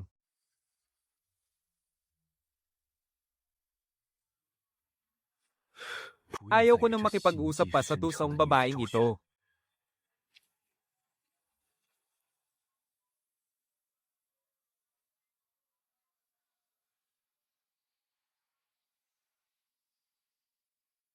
Chen Xing. Qin Yu. Siguradong hindi yon ang tunay niyang pangalan. Sino kaya talaga siya para maunawaan ang lihim ng formula ng elixir? Binibini, masyadong mapanganib na gamitin siya laban kay Tong Yunfei. Hindi naman sinapian ang katawan niya ng ibang kaluluwa. Ang kanyang ina ay isa lamang alagad ng sektang Wanchong. Kaya hindi sapat ang kanyang katayuan. Naiintindihan ko. I-reserve muna natin ang pabor na iyan. Huwag muna tayong makialam sa gulo ng pamilya Kui at Qin. Tamang-tama ito para masubukan ng tunay niyang kakayahan. Sa mga kabataan ngayon, si Tong Yunfei lang ang hindi ko mabasa. At ngayon, si Qin Yu na ang pangalawa. Para sa pamilya Kui na maabot ang tagumpay na ito ngayon, lubos na akong nasisiyahan.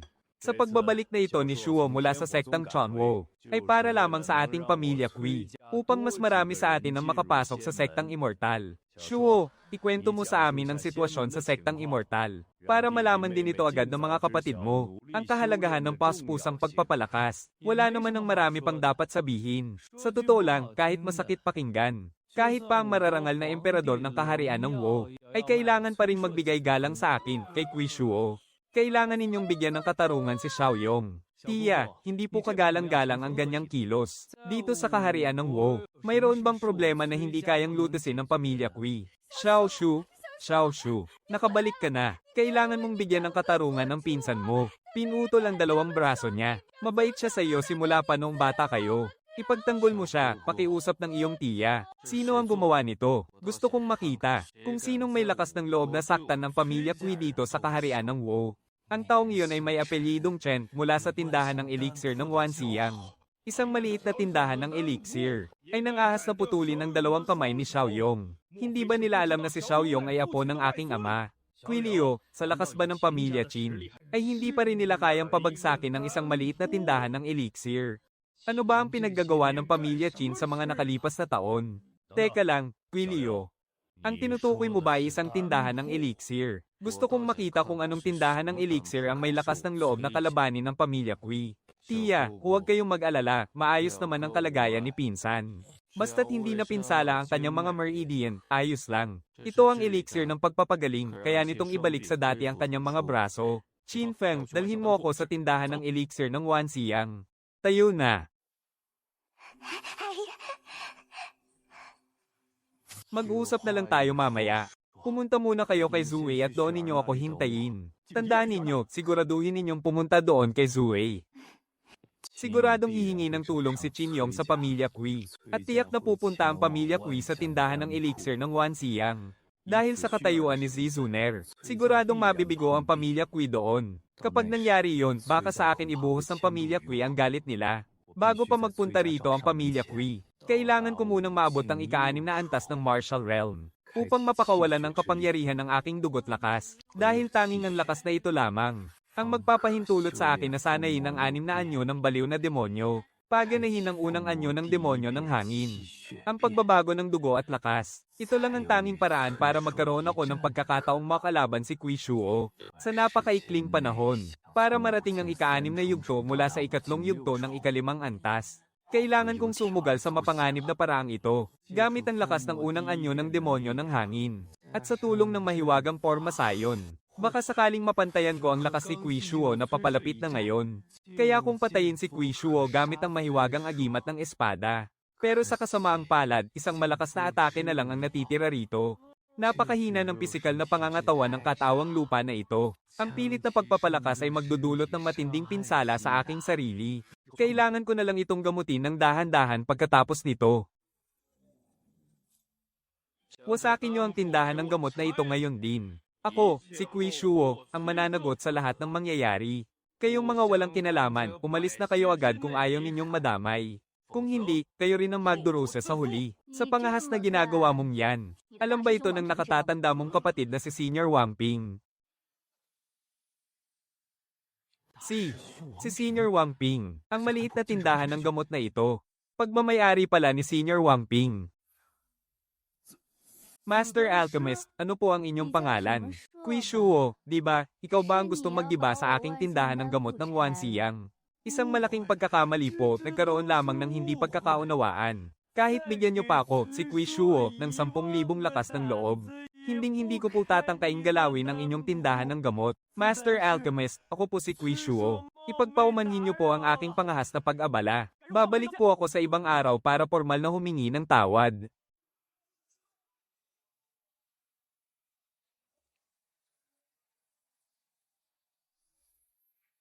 Oras na para malaman ko kung gaano ka talaga kalakas.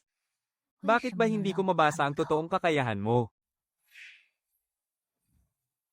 Alam mo ba, kung gaano katinding nilalang ang binangga mo ngayon?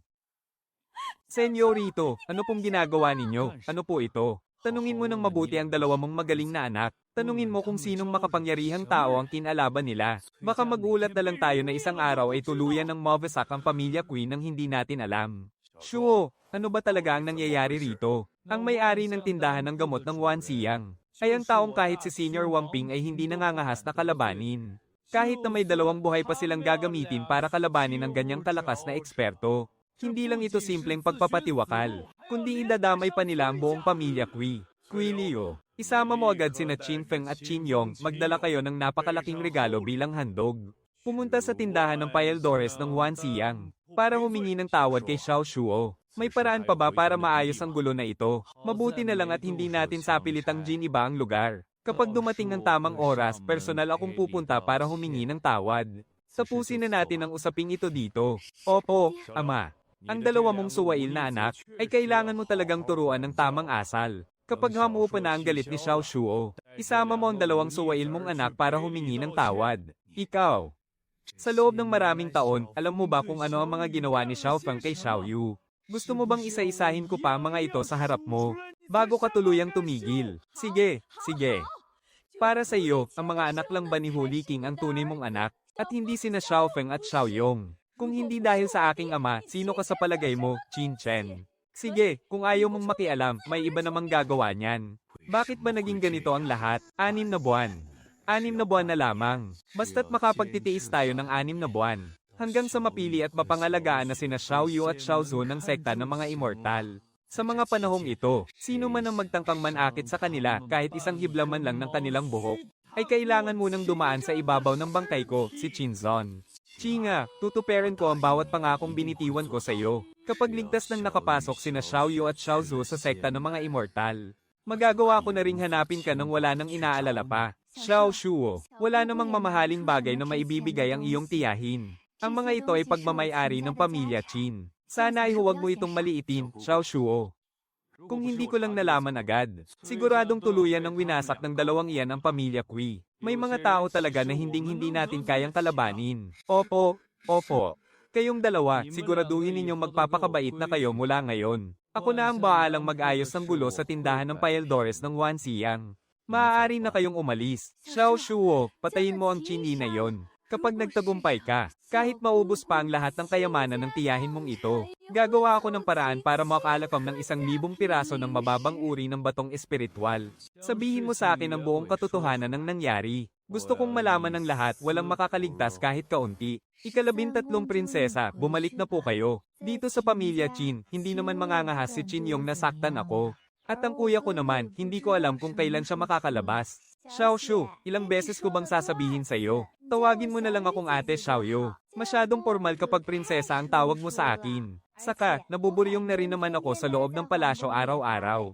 Mas mabuti pang maglibang-libang muna rito. Siya nga pala, narinig ko kina Xiao Tao at Xiao Hua, na humahanga raw sa akin ng kuya mo noon. Dahil lang sa paghanga ni kuya kay Long Yu. Kaya siya pinag-iinitan at inaapi ni Qin Feng.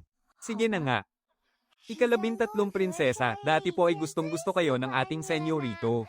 Narinig ko pa nga siyang umiiyak habang tinatawag ang ika-13 prinsesa sa kanyang panaginip. Qin Yun, lumabas ka rito ngayon din.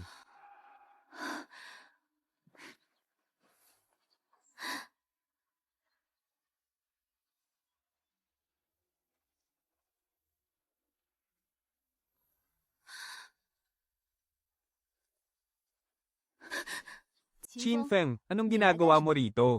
Ika-13 prinsesa. Usapin po ito ng pamilya Qin. Kaya pakiusap, huwag na kayong makialam. Usaping pamilya, narito tayo sa 5 kaharian. At anumang usapin sa buong kaharian, may karapatan akong makialam. HMPH.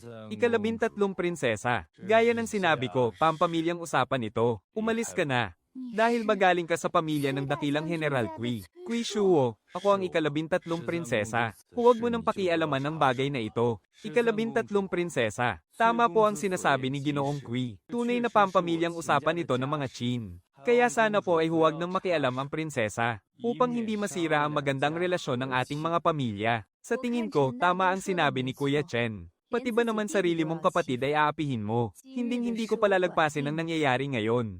Iba ang tingin ni Kuya Chen kay Chinzu. Tiyak na pupuntahan niya ito. Akala mo ba talaga na napakataas at walang kapantay ang estado mo bilang ika-13 prinsesa? Para sa akin, wala ka namang pagkakaiba sa kahit sinong ordinaryong tao rito. Kui Shuo, nagbabalak ba ng pag-aalsa ang pamilya Kui ninyo? Pag-aalsa, pwede mo pang takutin ang iba niyan pero hindi ako. Sapagkat ako ay isang mataas na disipulo ng sekta ng banal na apoy. Walang karapatan ng kaharian ng Wu na pakialaman ako. Kung maglalakas loob ka pa ring hamarang, huwag mo akong sisihin sa anumang mangyayari sa'yo. Umalis ka sa harap ko.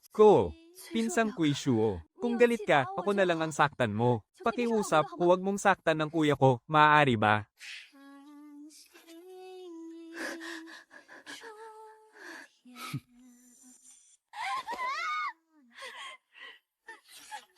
Naghahanap ka ng kamatayan.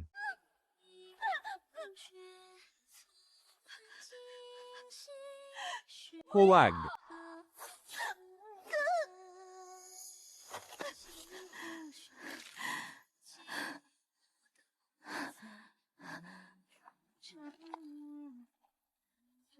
Ha ha ha. Ha. Ha. Oh. Dahil mapilit ka talagang mamatay, pagbibigyan kita.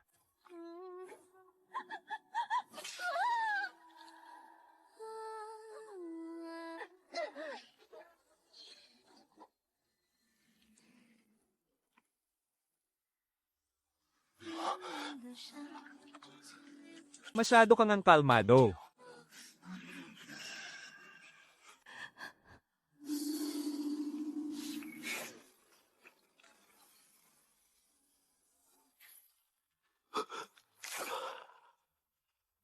Isang kalasag ng Ganki.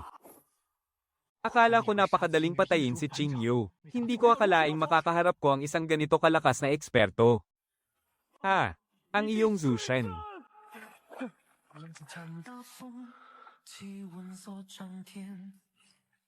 Ito ba ang unang anyo ng baliw na demonyo? Zui, nandito ang kuya mo. Mula ngayon, wala nang makapang-aapi sa'yo. Inay, aalagaan kitang mabuti.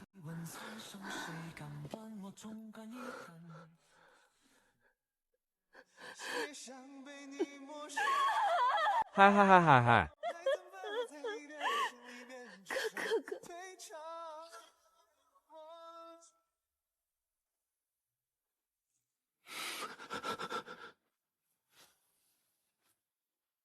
Ikaw pala si Kui Shuo. Ikaw pala ang Qin Yu na yon. Ako nga, dahil narito na kayong tatlo. Huwag na kayong umasa pang makakabalik, pinsang Kui Shuo, patayin mo siya. Nagpapakitang gilas lang siya. Isang hamak na tulad mo, naglalakas loob na magmalaki. Tira.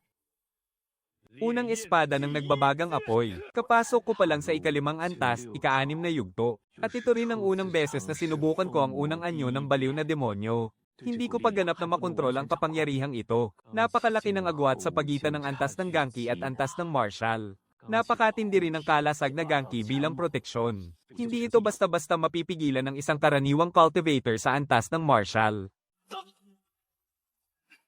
Naghahanap ka ng kamatayan. Kulang pa ang aking lakas.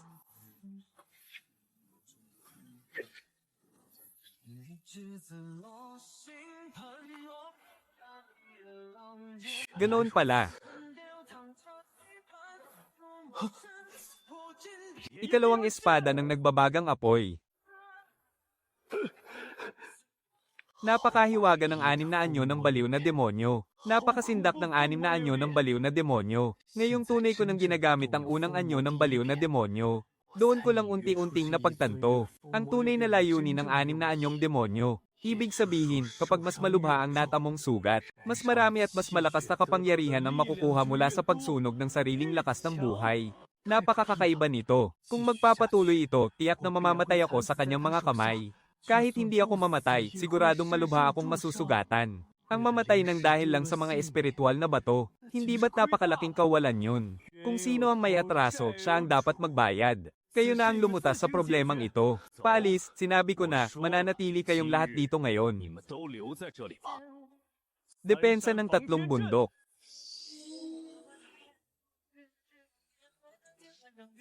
Magaling.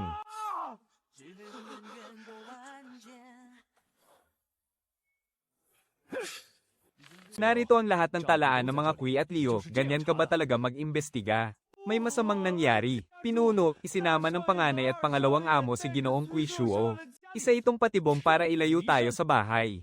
Kung may mangyaring masama muli kina Xiao Yu at Zhuwei, kahit mamatay ako, si Qin Zon, bubunutin ko ang pamilya Kui hanggang sa pinakaugat nito.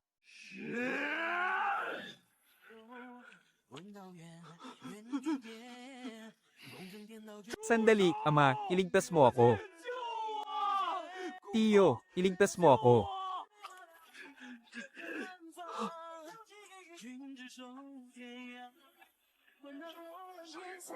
Kahit na hindi ito maaaring sirain. Umalis ka kung hindi mo kayang protektahan si Zhuwei. Simula sa araw na ito, ako na ang magtatanggol sa kanya.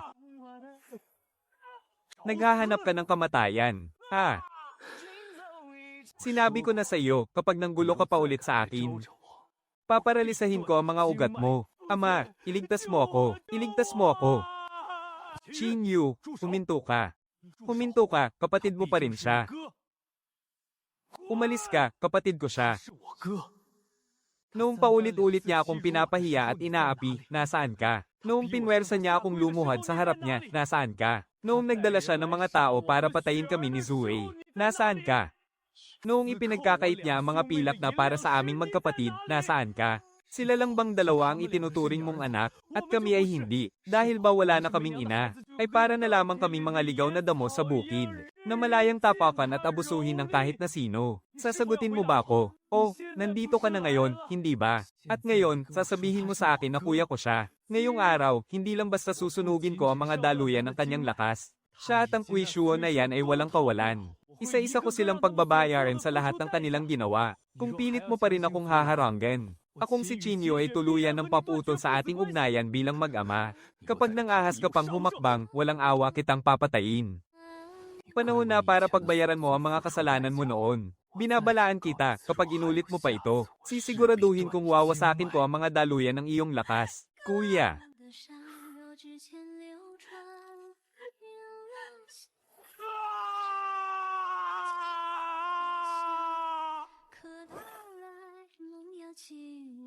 Hihiga ka ba rito ng kusa o kailangan ko pa bang gamitan ng dahas?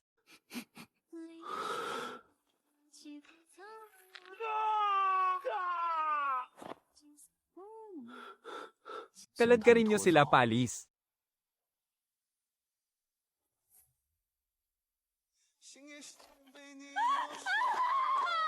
Mamatay na ba ako? Katulad lang ba ito ng huling pagkakataon? 。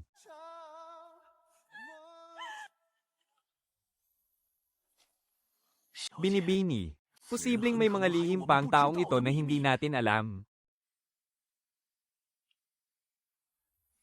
Binibini, anong nangyari kay Elder Ge? 怎么了？ Napakamapanganib ng taong iyon. Hindi ko alam kung anong kapangyarihan ang ginamit niya upang makalaban sa mga may mas mataas na antas ng kapangyarihan. Pero nararamdaman ko ang kanyang pambihirang lakas. Sa paglipas ng panahon, tiyak na magkakaroon siya ng sariling puwang sa buong kalangitan. Hindi ba't mas mabuti yun? Sa ganyang lakas, karapat-dapat siyang maging panangga ko. Muling namuo ang karma ng Feng Mo. 我又凝聚出来了吗？ Imposible. Hindi ba't matagal nang sinupil ng walang hanggang kapangyarihan ng Feng Mo? Walang hanggan at hindi mawawasak. Kaya hindi pa rin ba siya magpapakita? Imposible. Hindi maaari. Nararamdaman ko ang karma ng Feng Mo. Imposible. Matagal nang naputol ang pamana ng Feng Mo. Imposible na may natitira pang karma ang Feng Mo. Kahit mayroon pa, puputulan ko lang ito. Ang karma ng Feng Mo ay hindi kayang kontrolin ng kalangitan. General, ako ang may kasalanan sa lahat. Sinasamo ko po, General, isaalang-alang ninyo na bata pa si Chinyo at walang muwang. Tawarin mo siya. Shinzon, mahigit 10 taon ka ring sumama sa akin sa mga madugong labanan, hindi ba?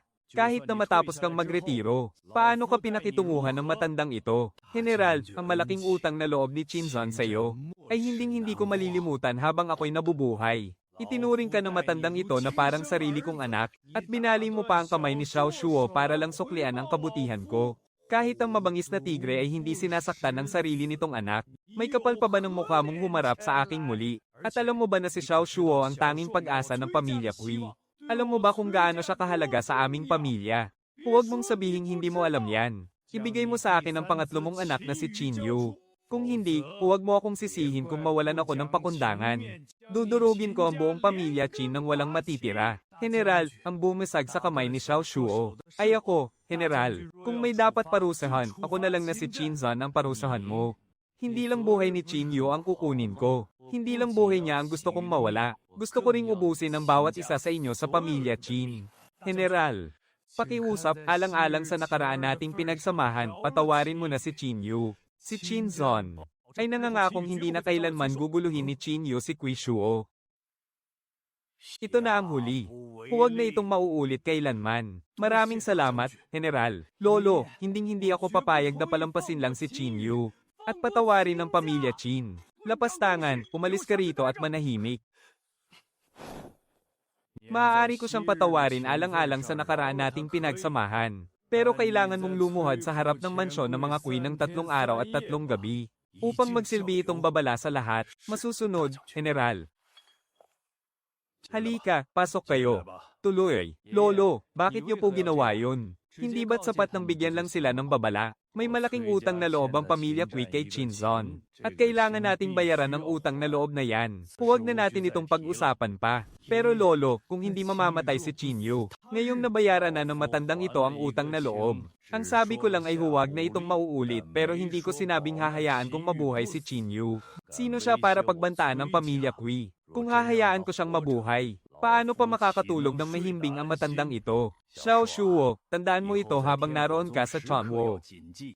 Na sa mundong ito, ang tanging mapagkakatiwalaan mo lang ay ang sarili mo. Sabi nga ng matatanda, kapag hindi naturuan ng maayos ang anak, kasalanan yun ng ama. Ngayon, pader ang binangga mo. Ano? Buti nga sa kanya, kasalanan niya yan. Kung ako ang tatanungin, dapat kalad ka rin din dito ang bastardong yan at paluhurin sa tabi niya. Muahahahaha. Sinong mag-aakalang makikita ko siyang magmakaawa ng ganito balang araw? Kung ako ang pamilya Kui, hinding-hindi ko palalagpasin ang ginawa niya. Kahit patayin ng Chinyu na yan, kulang pa. Sayang nga lang, bagaman napakalakas at walang katapat ang 6 na anyo ng baliw na demonyo. Ngunit napakatindi rin ng masamang balik nito sa katawan. Sasaida nito ang buong lakas at dugo sa iyong katawan. At kapag nawala na ang lakas na iyon, tiyak na mawawalan ka ng malay dahil sa matinding pagkaubos ng lakas. Kung hindi naman talaga kailangan at walang ibang paraan, hindi ko ito dapat basta-basta ginagamit. Zui, anong nangyari? Kuya, hindi ako ang may problema. Si ama ang tingnan mo. 3 araw na siyang nakaluhod sa harap ni Kui Feng. Kahit anong pilit kong patayuin siya, ayaw niyang makinig. Sa mansyon ng mga Kui. Sige, Zui, pupuntahan ko si ama. Sige, sabi nga, kapag hindi naturuan ng maayos ang anak, kasalanan yon ng ama. Hayaan na nating pinalaki niya ang ganyang klase ng anak. Pero ang masahol pa, pinapamihasa at kinukonsinti pa niya. Ngayon, pader ang binangga niya, kasalanan niya yan. Buti nga sa kanya, kung ako ang tatanungin, dapat. Kalad ka rin din si Chinyu rito at paluhurin sa harap natin.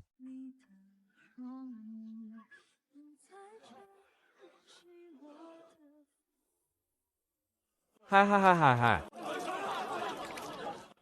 Tito Chin, tumayo na po kayo. Isang simpleng paligsahan lang naman ang ginawa namin ni Chinyu. Mas arangkada ang lakas ko kumpara sa kanya. Kaya natural lang na ako ang nakalalamang. Kahit na ikinagalit ko ang patagang pag-atake sa akin ni Chinyu. Naiintindihan ko naman na nakialam kayo dahil lang sa pag-aalala nyo sa inyong anak. Kung talagang nasaktan ko ng malubha si Chinyu, tiyak na uusigin din ako ng aking konsensya. Iyan ang henyo ng pamilya Kui. Ang ganyang uri ng kabutihang loob ay napakabihira sa mundong ito. Kung ako ang palihim na inatake ng ganoon, at binali pa ang aking braso, hinding-hindi ko matatanggap ang ganoong kabastusan. Ang buong kasalanan ay nasa walang hiyang Chinyu na yan. Hindi na nga manalo, nakuha pang mang traidor sa likod. Iyan ang totoong may malawak na pangunawa. Sadyang napakahusay magpalaki ng anak ni dakilang General Kui. Napakalupit, napakawalang hiya at napakababa mong tao. Napakagaling mong magsalita para lang magbaliktad ng katotohanan, napakasinungaling mo. Ang hina-hina na nga at hindi makakalaban, nakuha pa niyang umatake ng pataksil. Naharangan siya ng pinuno ng pamilyang Qin at nabalian pa ng kamay. Ngayon, binaligtad pa nila at pinalalabas na si Chinyu ang umatake ng pataksil. Kahit na hindi ka naman sinadyang sakta ng ika-13 prinsesa noon. Sa taglay kong lakas at antas ng aking kapangyarihan, paanong hindi ko matatalo si Chinyu? Tama ako, di ba? Totoo nga naman, kahit iginagalang siyang ika-13 prinsesa, hindi pa rin siya pwedeng mag-imbento ng kwento para lang pagbintangan si Ginoong Kui. Kaya naman pala naglakas loob na umatake ng pataksil ang Chinzon na yan. May malakas pala siyang kakampi, ang ika-13 prinsesa. Kahit prinsesa pa siya, wala na ba talagang batas na dapat sundin dito? Sana'y iparating mo kay dakilang General Kui na tinupad ko ang aking pangako, at sana, tuparin din niya ang ating usapan. Mga kasama, tanungin ninyo si Tio Chin. Ako ba si Ginoong Kui ang nagsisinungaling dito? Ang buong pagkakamali sa pangyayaring ito ay nasa aking balikat kay Chinzon. Paanong magagawa ni Ginoong Kui ang ganoong kababa? At kawalang kahiyaang bagay? Kui Shuo, sa pagsisimula ng pagdiriwang 5 buwan at kalahati mula ngayon. Kalahating buwan bago magsimula iyon. May lakas loob ka bang sumama sa akin sa kanlurang bahagi ng pangunahing lungsod ng Tianwu? Doon sa arena ng labanan sa kanluran, para sa isang labanang hanggang kamatayan. Tama na, Chinzon. Umalis na kayo rito at isama mo na ang magaling mong anak. Kung kaya ng pamilya mong sikmurain ng ganitong kahihiyan, hinding-hindi yan hahayaan ng aking pamilyang Kui. Pinsang Chinyu, bakit kailangan mo pang pahirapan ang sarili mo ng ganyan? Maganda ngang may lakas ka ng loob, pero bakit ayaw mo pa ring tanggapin ang katotohanan? O baka naman natatakot ka lang lumaban? Dakilang General Kui, dahil determinado namang magpakamatay ang suwail kong anak, hayaan na natin siya. Yamang gusto niyang humamon, hayaan siyang makipaglaban kay Ginoong Kui hanggang sa kamatayan. Nakikiusap ako, dakilang General Kui, pagbigyan mo na siya. Dakilang General Kui, yamang naghahanap ng sariling kamatayan ang Chinyu na ito. Pagbigyan mo na siya, hindi naman talaga natin siya dapat palagpasin lang. Kung gusto talaga niyang mamatay, ibigay mo na ang hiling niya. Nakikiusap po kaming lahat, dakilang General Kui, pagbigyan ninyo na si Chinyu. Pagbigyan siya, pinuno. Napakatusaw niya. Kung hindi natin siya iligpit, nasaan na ang dangal ng ating pamilyang Kui? Ako na ang tatanggap ng hamon para kay Kui Shuo. Kung kamatayan ang hinahanap mo, ibibigay ko yan sa iyo. Napakahusay. Tayo na.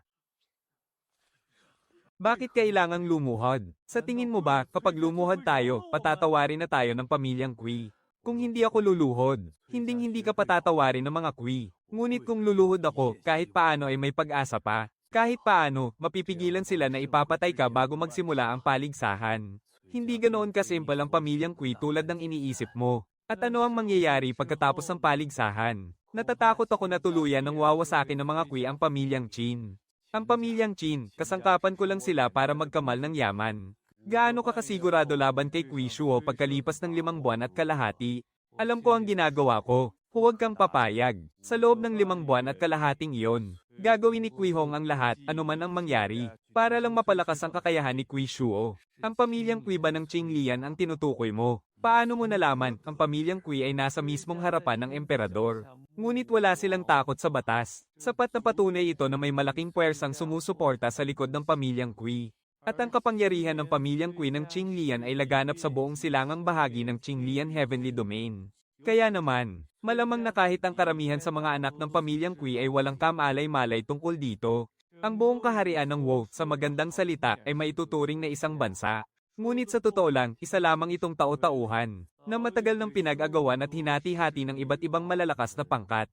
At sa kabila ng mga naglalakihang sekta na ito sa Wu, nagawa mong mapalago ng husto ang pamilyang Qin. Marahil ay sumandal ka sa impluensya ng pamilyang Kui. May malaking utang na loob sa iyo ang pamilyang Kui, hindi ba? Ang hindi ko lang lubos maisip ay kung ano ba talaga ang hinihintay mo. Bakit ka nagtiis na manahimik dito ng napakahabang panahon, ano ang hinihintay mo?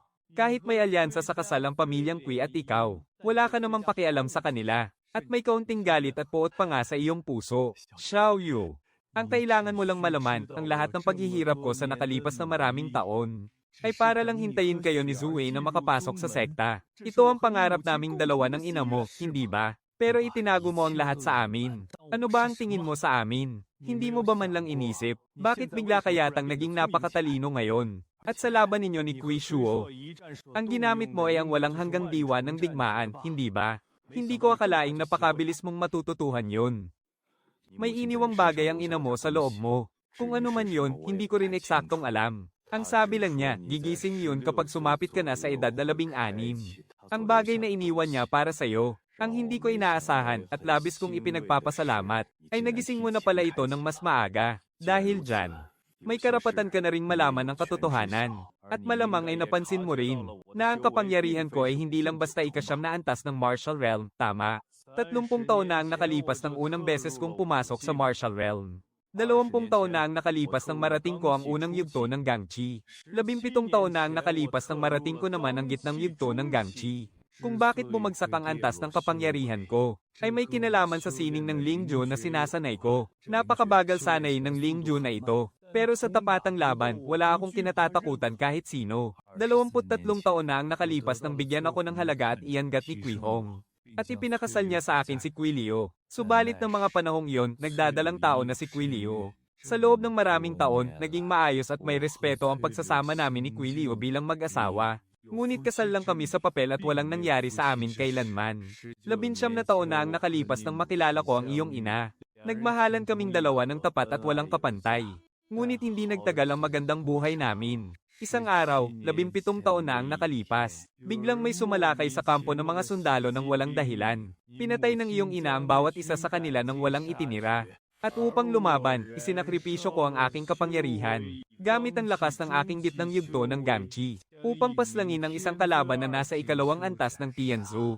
Ngunit dahil doon, ang kapangyarihan ko mula sa gitnang yugto ng Gangchi, ay bumagsak pabalik sa ikalawang antas ng Martial Realm. Kamakailan ko lang uli na ibalik ito sa ikasyam na antas ng Martial Realm pagkatapos ng maraming taon ng paghihirap.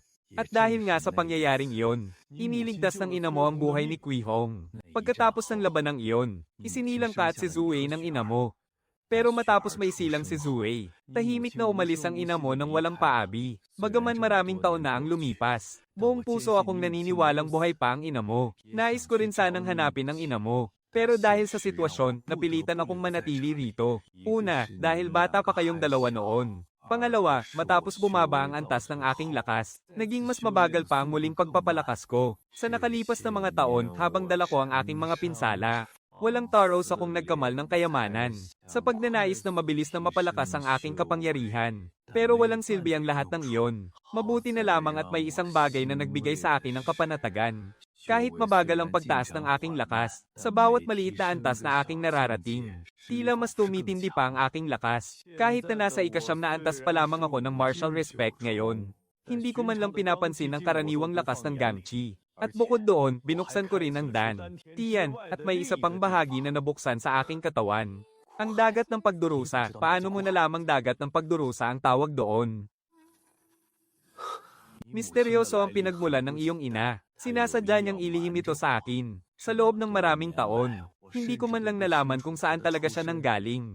Ang alam ko lang, sinasabing nagmula siya sa sekta ng Wanchong. Bilang alalay ng isang pinagpalang dalaga doon. Pero sa kaibuturan ng aking puso, pakiramdam ko ay hindi iyon ang katotohanan.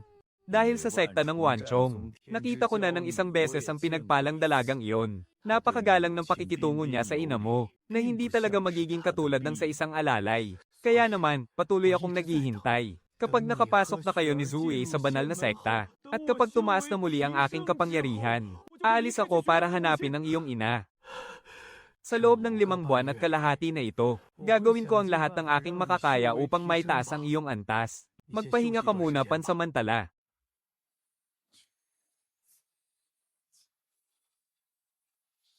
Katawang Jade ng 1,000 pagpalo, 100 pagpapakinis para mabuo, maaari kayang. Ito ang 100 pagpanday. Paanong mangyayari yun? May hirap at ginhawa ang buhay. Matapos mawalan, muling magbabalik. Mag-ipon ng lakas para sa tamang panahon. Ito nga ba talaga ang 100 pagpanday? Paanong mangyayari yun?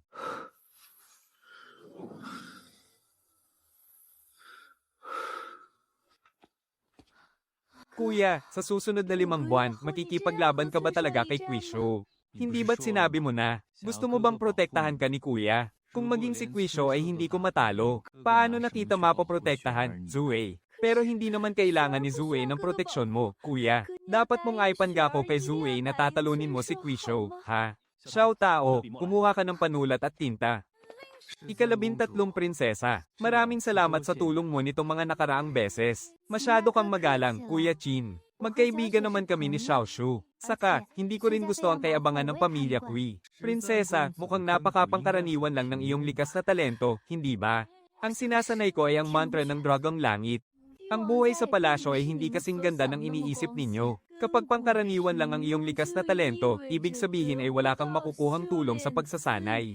Mabubuhay ka na lang ng walang saysay habang buhay. Baka mas mabuti pang sumuko na lang ako noon pa. Darating ang araw na sisirain ko ang lahat ng kaidang humahadlang sa akin. Para malaman ng lahat na hindi hadlang ang kawalan ng talento. Sana ay palagi mong alalahanin ang mga sinabi mo ngayon. Sirain mo ang papel na ito pagkatapos. Tandaan mo ng mabuti ang mantrang ito. Tandaan mo, huwag na huwag mo itong ipapaalam kahit kanino. Hawakan mo ang sobreng ito. Pumunta ka mamaya sa Wansiyang Alchemy Shop at sabihin mong hinahanap mo si Zizin. At pakiabot na rin ang mensahe ko kay Alchemist Z. Sabihin mo sa kanya, sabi ng isang tao, sa pagkakataong ito lang. Kuya, saan ka pupunta? Kung magkaproblema man o magbago ang sitwasyon, ilagay mo ito sa aking silid. Doon sa uka sa ilalim ng aking cauldron. Ang mantra ng 5 kasaganaan.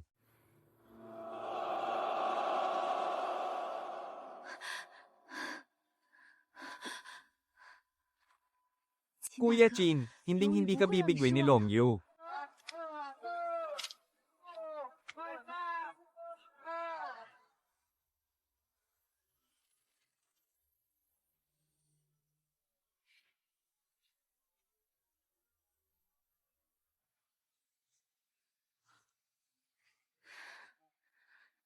Hello po.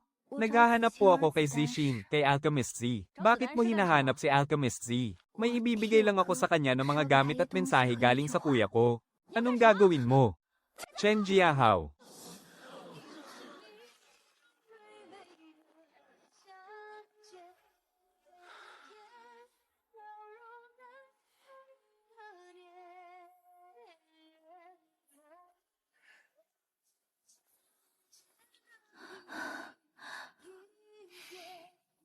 Sino ka ba sa tingin mo? Alam mo ba kung anong klaseng lugar ito? Dito ka pa talaga nang gugulo.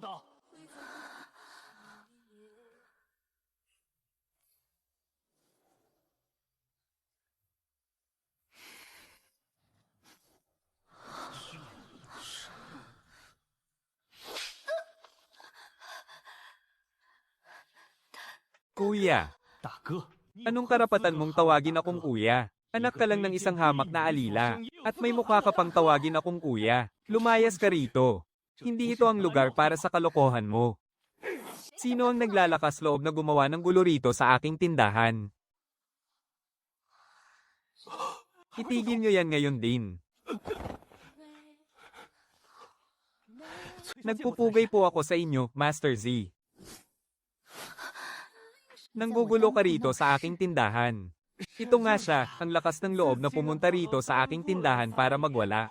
Ang aking kuya ay ipinanganak sa pamamagitan ng isang himala. Pinayagan ba kitang magtanong sa akin? Wala po akong ginagawa. Kung ganoon, bakit nila sinasabi na nanggugulo ka rito? Kakagabi po kasi, nakipag-usap po ako kay ate na. Tatanungin kita ulit, ang ibig mo bang sabihin ay wala kang ginagawang gulo rito? May tao ba riyan? Putulin ang kanang kamay niya at aipakin sa aso. Lumayas ka, at kung mag-i-engage ka pa, puputulan ko rin ang kaliwang kamay mo. Naintindihan mo ba? Mula ngayon, kapag may nang-api pa sa'yo, ganito ang dapat mong iganti sa kanya. Tara na, sumama ka kay ate sa itaas, doon tayo mag-usap. Halika. Ito ang mga regalo ni ate para sa'yo. Ikaw si Zue, hindi ba? Ako ba ang hinahanap mo? May nagpapabigay po nito sa inyo. Sapat na ba ang pabor na ito?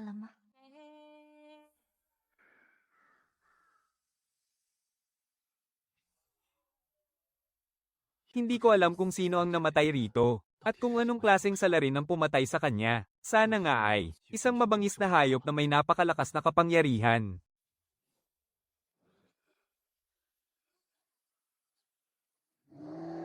Umalis ka sa daan ko, anong tinititigan mo? Dudurugin ko siya hanggang sa mamatay. Hoy, Lee Chonji, hindi ba't sinabi mo na may isang tao na magiging kaibigan natin? Bakit wala pa siya hanggang ngayon? Tumpak ba talaga ang hula mo? Sino yan? Sino ang tumatawa riyan?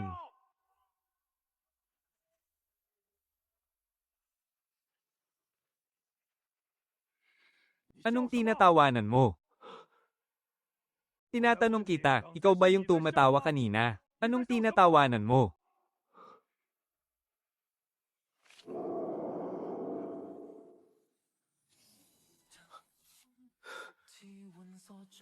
Miyembro ka ba ng tribong Kwangsyong? Paano mo nalaman? Lee Chonji, lumapit ka nga rito at tingnan mo. Hindi ba't sabi mo, bukod sa'yo, walang nakakakilala sa tribong Kwangsyong namin? Haha, ngayon, mayroon na. Siya nga pala, kuya, anong pangalan mo? Ako si Shom Tat Ian. Shom Tat Ian.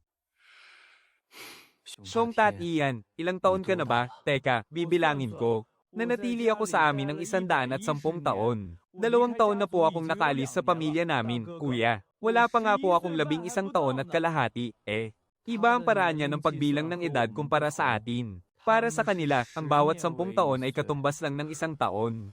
Kuya, hindi mo pa rin sinasabi sa akin ang pangalan mo, Ako si Chin Yu. Siya nga pala, tawagin mo na lang akong Kuya Chin. Sige po, Kuya Chin. Lee Chonji, bilasan mo, magsabi ka na. Si Kuya Chin ba ang taong hinihintay natin? Kahit siya man o hindi, sasama sa atin si Kuya Chin. Huwag na tayong maghintay, pumasok na tayo. Xiao Hei, balak mo pa talagang tumakas. Tingnan natin kung hindi kita mabugbog ng husto. Napakasungit at mapagmataas naman niya. Subukan mo pang tumakas, subukan mo pa. Sa susunod na subukan mong tumakas, babaliin ko na yung mga binti mo. Isang batang gintong butiki ng kailaliman. Saan naman kaya ito hinuli ni Shom Tat Ian? Manatili ka lang dyan at huwag kang gagalaw. Kapag mas naging malakas na ako kaysa sayo, makakaalis ka na. Kuya Chin, bakit nakatayo ka pa rin dyan? Halika rito. Shom Tat Ian. Ano bang hinihintay ninyo? Hindi ko rin alam. Hoy, Lee Chonji, magsalita ka nga, sabihin mo kay Kuya Chin kung ano ba talaga ang hinihintay natin. Ang pakay ko sa loob ay ang dugo ng sinaunang unggoy. Wala akong oras para magsayang dito. Shom Tat Ian, maghintay muna tayo rito. Kuya Chin, hindi mo kasi alam. Napakatahimik talaga nitong si Lee Chonji. Matagal na talaga akong naiinis sa kanya, HM. Isa siyang manloloko. Niloko niya ako at sinabing may dugo raw dito ng sinaunang pinagmulan. Pagdating lang natin dito ko nalaman na may hinihintay lang pala siyang tao. Kuya Chin, huwag kang magpapaloko sa kanya. Sabi niya, nakikita raw niya ang mga sikreto ng tadhana. Noong nakaraan, sinabi niyang may naramdaman siyang lugar kung saan may lilito na pambihirang kayamanan. Kaya nagmamadali kaming pumunta roon. Pero alam mo ba kung ano ang nakita namin doon? May grupo ng mga taong naliligo roon. Likod bundok pala yon ng isang sekta. Muntik na kaming hindi makalabas ng buhay doon. Mabuti na lang at hinaila ko siya at tumakbo kami ng napakabilis ng buong lakas. Kaya lang kami nakaligtas sa kapahamakang iyon. At may isa pa, sinabi na naman niyang nahulaan niya ang isa pang lugar, kung saan may lilito na kayamanan. Pero pagkarating namin doon, sa halip na kayamanan, isang kawan ng mababagsik na lobo ng tatlong mundo ang sumalubong sa amin. Kung hindi dahil kay Xiaohei, baka napatay at nilamon na naman kami ng mga lobong iyon. At tingnan mo ngayon, sinasabi na naman niya na, nakatadhana raw na may darating na kaibigan dito. Kalahating buwan na tayong naghihintay rito. Sige na, maghintay pa tayo ng 3 araw. Sigurado akong darating siya sa loob ng 3 araw. Kapag hindi siya dumating, aalis na tayo, maliwanag. Sige, 3 araw lang. At kapag lumipas ang 3 araw na wala pa rin siya, huwag mo nang babanggitin sa akin ang tungkol sa pagbasa mo ng tadhana o kung ano paman. Dahil kapag narinig ko pa yan, talagang bubugbugin kita. Ay, oo nga pala, Xiongtat Ian. Gusto mo bang mauna ng pumasok at hintayin kami roon ng 3 araw? Hahabol kami sa iyo pagkatapos ng 3 araw para sabay-sabay tayong pumasok. Ano sa tingin mo? Walang problema, gusto ko rin namang mag-meditate at magpahinga muna. Nasaan na siya? Nasaan na siya? Nasaan na siya? Sawang-sawa na talaga ako sa'yo, Li Chonji. Sigurado ka bang tunay na pangalan mo yan? Siyempre naman. Ako ang ikatlong anak ng pamilyang Qin mula sa lungsod ng Wu ng Boshen, si Qin Yu. Pero, maaaring. Oo nga. Baka may umabala sa taong yun kaya siya nahuli. Ibig mo bang sabihin, maghihintay pa tayo rito? Sige, Li Chonji, maghintay ka dyan mag-isa. Kuya Qin, tara na. Kaibigang Li, sandali lang, maghintay ka muna. Mauuna na kaming pumasok sa loob. Kahit kailan mo pa siya hintayin, mahahabol mo naman kami mamaya. Teka, hindi tama to. Dapat narito na ang taong yun. Nagkamali kaya sa kalkulasyon siguro. Xiongtat Ian, pwede mo bang ipasok si Xiaohei sa mahiwagang lalagyan ng hayop? Sige ba? Sandali lang, Xiongtat Ian. Pwede ba nating kuhanan ng kaunting dugo si Xiaohei? Kuya Qin, para saan naman ang dugo ni Xiaohei? Medyo nauuhaw kasi ako. Akala ko lang ang mahilig uminom ng dugo. Yun pala, gusto rin ni Kuya Qin at si Li Chonji, napakatahimik naman ng taong yun. Minamaliit pa ako. Sinabi ko nga na napakahangal niya, Ay, oo nga pala, Kuya Qin, inumin mo na lang ito. Mas masarap to kumpara sa dugo ni Xiaohei. Ano ang laman nito? Dugo ba? Hindi kay Xiaohei yan. Hindi ko rin alam kung anong dugo yan. Pero napakasarap inumin. Bata pa lang ako, ito na ang iniinom ko.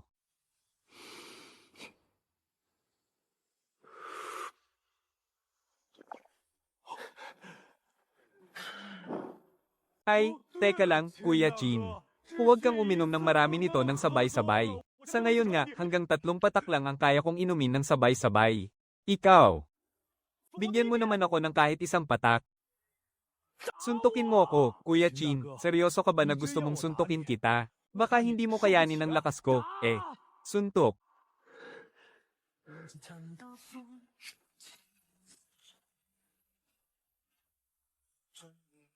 Sige na, suntukin mo na ako ng mabilis.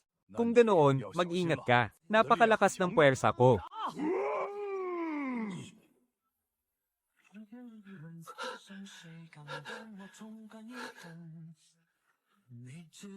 Isa pa.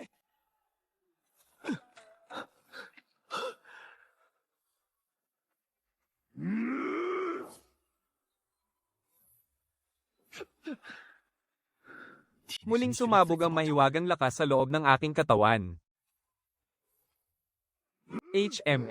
Kuya, babawasan ko muna ang lakas ko para makapag-ensayo tayo.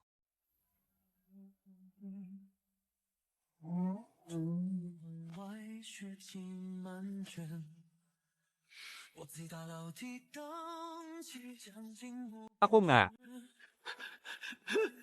Sino ba naman sa mundo ang hindi makakakilala sa akin? Karapat-dapat ka sa. Haha, ang galing mo, Kuya Qin. Sige pa, haha, ang tagal ko nang hindi nakakaramdam ng ganito kasayang laban. Hahaha.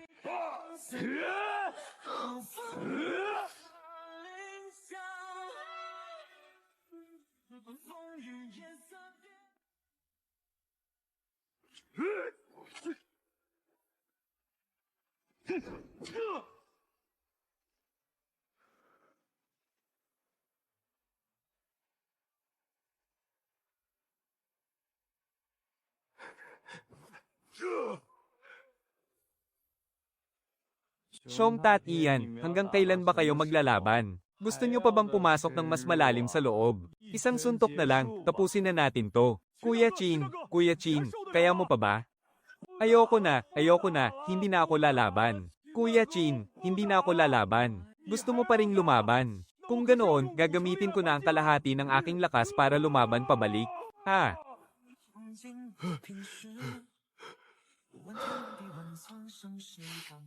Isa pa, kapatid, Chonji, huminto ka, huwag mo siyang istorbohin. Talaga bang lalaban ka pa? Lalaban ka pa ba o hindi na? Huwag mo siyang istorbohin. Ganoon pala. Kuya Chin, maayos ka lang ba? Lagot na, Lee Chonji. Napatay ko yata si Kuya Chin.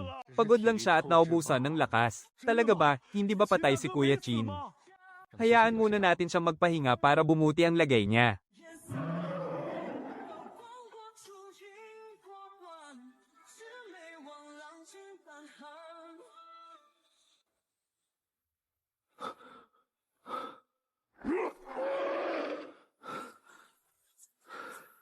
Ilabas ang buong bigat nito. 5 antas sa loob nito. 5 antas ng espiritual na lakas.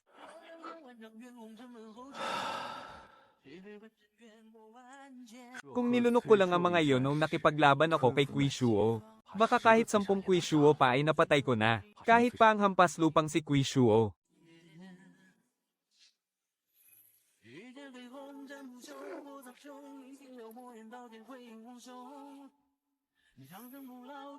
May simula ang langit at lupa, at sa dulo ng lahat mabubuksan ang dahilan ng sanlibutan, na siyang bunga ng lahat ng nilalang. Sa ngalan ko bilang ika-9 na henerasyong alagad ng banal na Propacia, bubuksan ko ang mga mata ng langit at lupa, upang pamahalaan ang bunga ng lahat ng nilalang.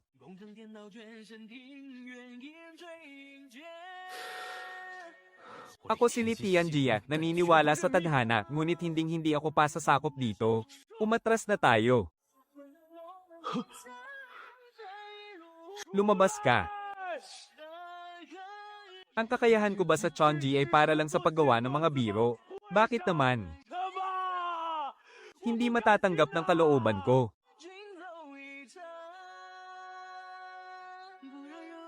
Ha?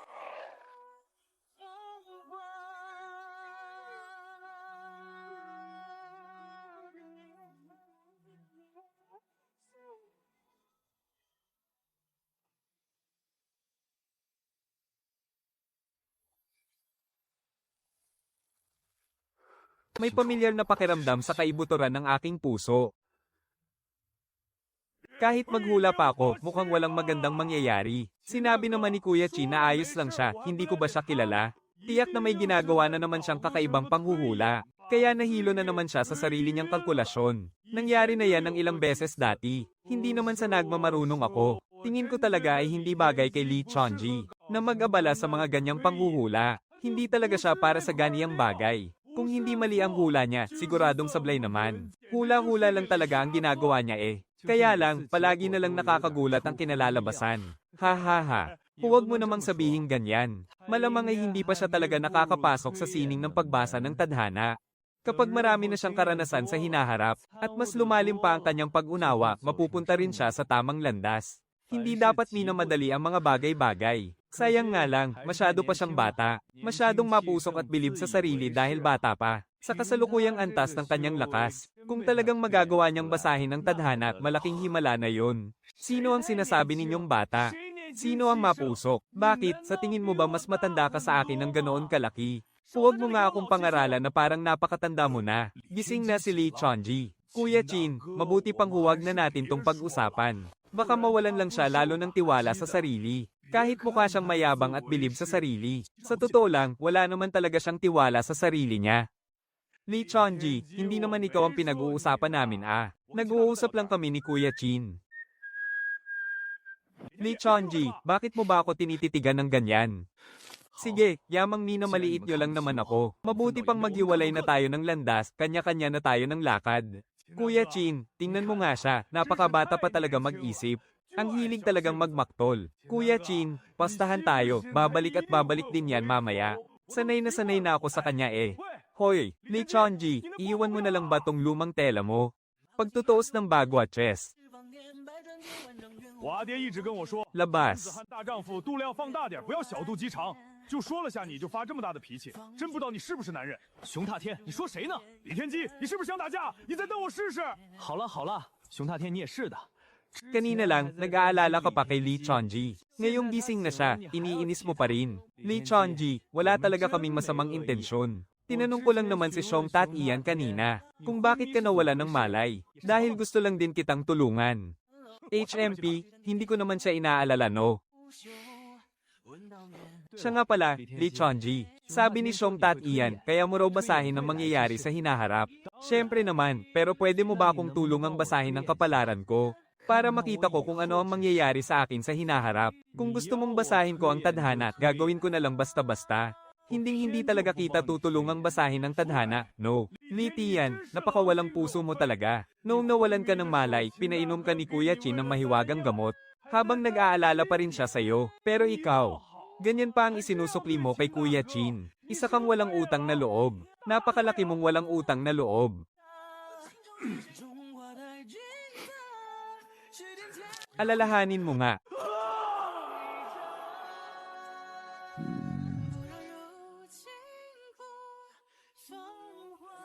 Nagdurugong emosyon.